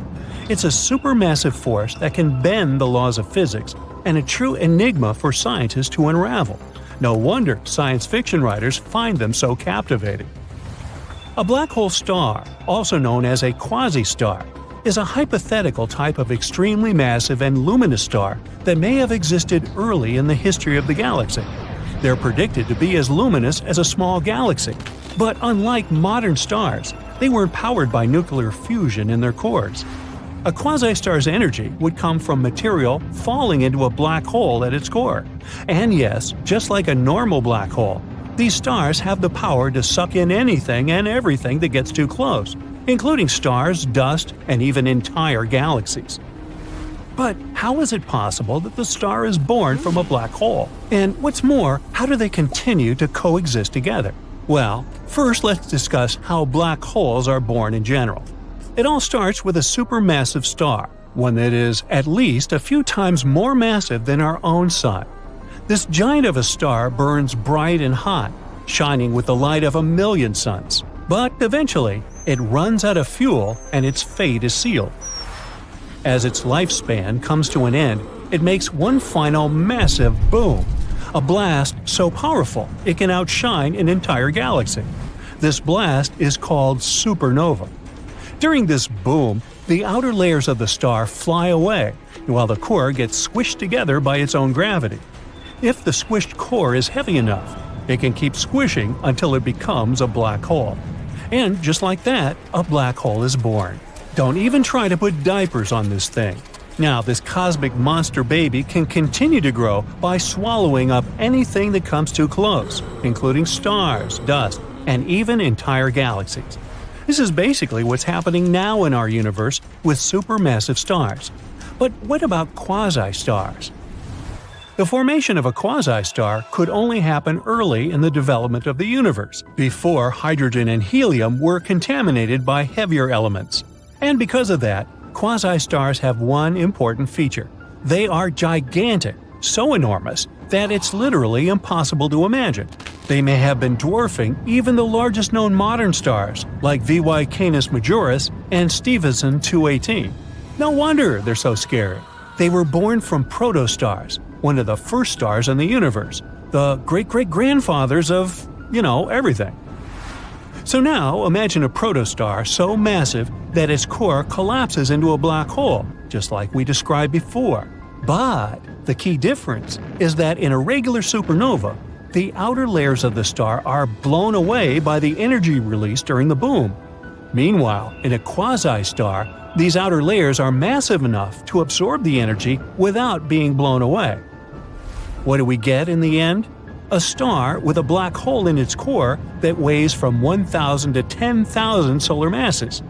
This quasi-star is about 14,000 times bigger than our Sun, which makes them bigger than any star we know today. These celestial titans have some pretty crazy properties. Once a black hole is formed at the center of a giant protostar, it starts to give off a ton of energy. This energy helps to balance out the force of gravity, making it kind of a giant fusion-based star. They would be so bright that each one would look like a small galaxy. Quasi-stars would have a pretty short lifespan, around 7 million years. Just for comparison, our Sun is about 4.5 billion years old, and it's only halfway through its lifetime. But either way, during this short period, the black hole at the center would grow to be about 1,000 to 10,000 times the size of our Sun. Quasi-stars are also thought to be super hot, with temperatures reaching over 17,500 degrees. But as a quasi-star gets older, it starts to cool down, and its outer layers become see-through. Eventually, it cools down to a temperature of 6,740 degrees, and at that point, it's curtains for the quasi-star. It can't survive at that temperature, so it just dissipates, leaving behind an intermediate mass black hole. Unfortunately, right now, there's no observational evidence for the existence of quasi-stars. This is because they're thought to have only existed a very, very long time ago. They may have been very massive population 3 stars, which are extremely rare and difficult to detect. It's also very unlikely that any of them would still exist today because of their super short lifespan, only 7 million years. So why do scientists believe that quasi-stars could have existed? Because they're looking for ways to explain how supermassive black holes formed so early in the history of the universe. They're found at the center of most galaxies. But how could these monsters have formed so quickly? After all, it takes a really long time for small black holes to grow into supermassive ones. This is where the idea of quasi-stars come in. These stars aren't just destructive forces of nature. They're like the black belts in the martial art of gravity. They can bend and twist anything to its will. That's why these stars, if they really existed, had to play a crucial role in the evolution of galaxies. They must have been instrumental in shaping the universe as we know it. So, those intermediate-sized black holes that they left behind could eventually turn into supermassive black holes in the center of galaxies. But we're still yet to solve this cosmic mystery. Detection and study of black hole stars is like trying to find a needle in a haystack. Only instead of a needle, it's an invisible and mysterious object. And instead of a haystack, it's the vast expanse of space. But with the help of some pretty cool technology and a lot of brainpower, scientists are getting closer to uncovering the secrets of these celestial giants. Here are some things that can help us in this research. First of all, gravitational waves. They're like ripples in the fabric of space-time, caused by the movement of massive objects. Albert Einstein predicted them way back in the 20th century, but they were finally detected only in 2015. We caught them by observing the collision of 2 black holes. This discovery confirmed that black holes can merge and that they're a powerful source of gravitational waves. Scientists think that by studying these waves, they can learn more about how black holes form and grow. We can also try to detect quasi-stars by observing the effects of their gravity on nearby objects. It's like trying to spot a criminal by their fingerprints. For example, if a black hole is located near a star, scientists can observe the star's light being distorted as it's pulled toward the black hole. And of course, we can use our technologies, such as X-ray, infrared, and radio telescopes. This allows us to study black holes in various ways and at different stages of their lives. In other words, scientists are working hard to uncover the secrets of these celestial giants. We develop new telescopes, search for primordial black holes, and try to understand the connection between black hole stars and dark matter. And we're making some pretty incredible discoveries, just like with gravitational waves. All these things will bring us closer to uncovering the secrets of quasi-stars. And when we find out the truth about them, it will become a new page in our scientific history. A sound from space? When up there in space, no one can hear you talk, laugh, or scream. Or at least that's how the saying goes. People can't hear anything in space due to its condition. Still, if you have the right conditions, like the hot gas that surrounds the black hole located at the center of Perseus, space can be quite noisy. That's the galaxy cluster 250 million light-years away from us. Researchers caught an actual sound of space, waves rippling through the plasma gas in Perseus. They first realized black holes generate acoustic signals in 2003, but this is the first time they brought these signals to the human ear, and wow, this sounds terrifying. Canyons filled with liquid on Titan. Almost a decade ago, NASA spacecraft discovered deep canyons on one of Saturn's moons, Titan. They're about a half-mile wide and they kinda look like the Grand Canyon, but they're filled with liquid hydrocarbon. This was the first time we came upon evidence of canyons and channels filled with liquid on Titan. Our solar system is full of small particles and bigger rocks that circle the sun, the same way as planets. Sometimes it happens, some of them change trajectory, which is why falling pieces of debris strike the planets. Most of the meteorites and comets originate in our solar system. some from the asteroid belt between Jupiter and Mars, while others come from the Kuiper belt, that's located beyond the orbit of Neptune. But 5 years ago, scientists found something unusual, a red, elongated floating space rock called Oumuamua. It could be more than 3,000 feet long, but its size still wasn't the most impressive part. It was the first interstellar object we saw passing through our solar system. It means it formed and came outside of it. It was traveling way faster than asteroids and comets from within our solar system. No one knows where this weird object came from. Many, many years ago, when it started its journey and sailed away from its parent planetary system, the stars weren't in the same position as they are today, so it's hard to pinpoint where Oumuamua ran away from. The rock could have been on its journey for billions of years. Solar termination events. Our sun is not just a flaming ball of gas we see in the sky. It's actually a pretty complex network of towering plasma fountains, magnetic fields, and blobs of unusual matter 500 times bigger than our own planet. And then there are solar termination events. When it comes to its activity, our sun goes through a natural cycle of troughs and peaks. Approximately every 11 years comes the time when the sun is more active than in other periods of the process. As the cycle goes to the end, there are fewer emissions and sunspots. That's because magnetic fields are weakened at that point, and they collide along the sun's equator. This results in enormous tsunamis of plasma. They pass across the solar surface for weeks. These are the most powerful storms in our solar system. They twist, snap, and lash out into space and seriously affect our power grid.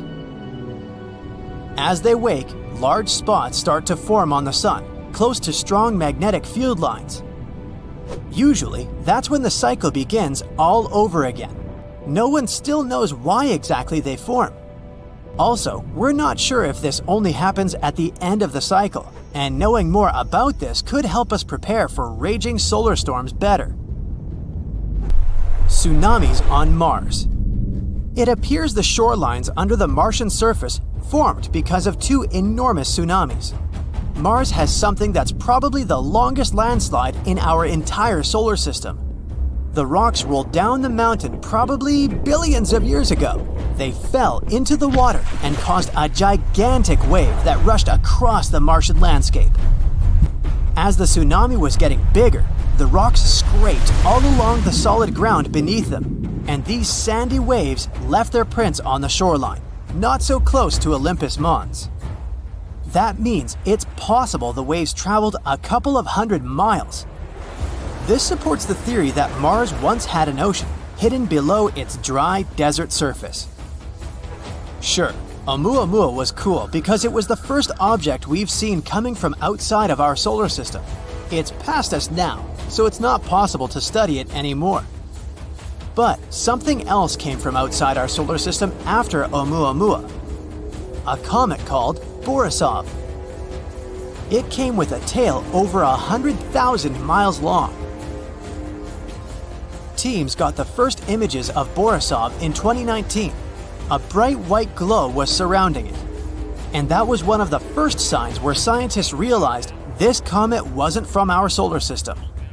They tried to collect as much information as possible because they remembered how quickly Oumuamua got away. Borisov came from a freezing place as cold as the Kuiper belt. One theory says it may have originated around a red dwarf, which is the most common type of star in our galaxy, the Milky Way. But unfortunately, Borisov was also very fast. So fast that they only managed to see it a couple of weeks before it passed by our planet. By now, it's almost out of our solar system. Finding new planets is always such a thrill, just like it was in 2017, when a group of researchers discovered Super Earth. It's an exoplanet, which means it orbits a star outside of our solar system. This one has a mass almost 3 times that of our planet, and it's only 21 light-years away.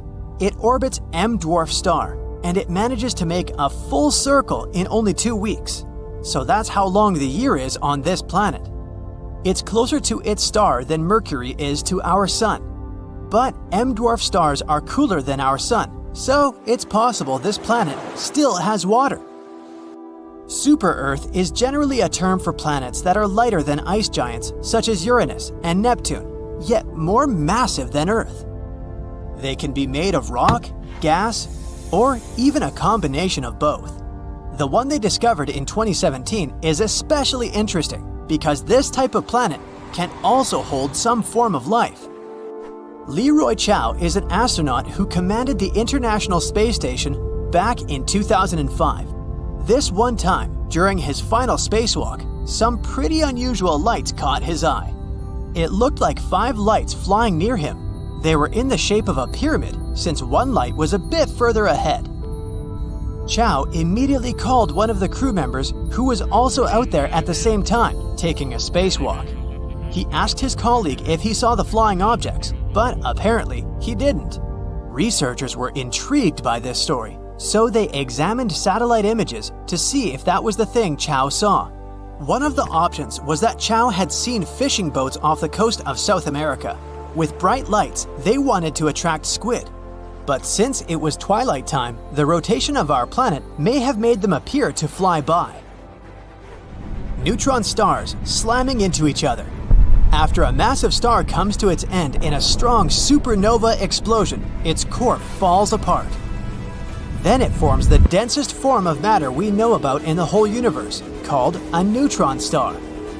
In only a couple of the first few seconds after a regular star begins transforming into a neutron star, the energy there is equal to the total amount of light all stars in the universe emit. At least the part we can observe, which is still a lot. It's hard to determine their real size, but picture it this way. The length of Manhattan with 1.5 times the mass of the Sun. If a star here were any denser, it would just collapse and form a black hole. Scientists captured 2 of these stars colliding a couple of years ago, and such impacts are extremely powerful. They create gravitational waves that lead to a ripple in space.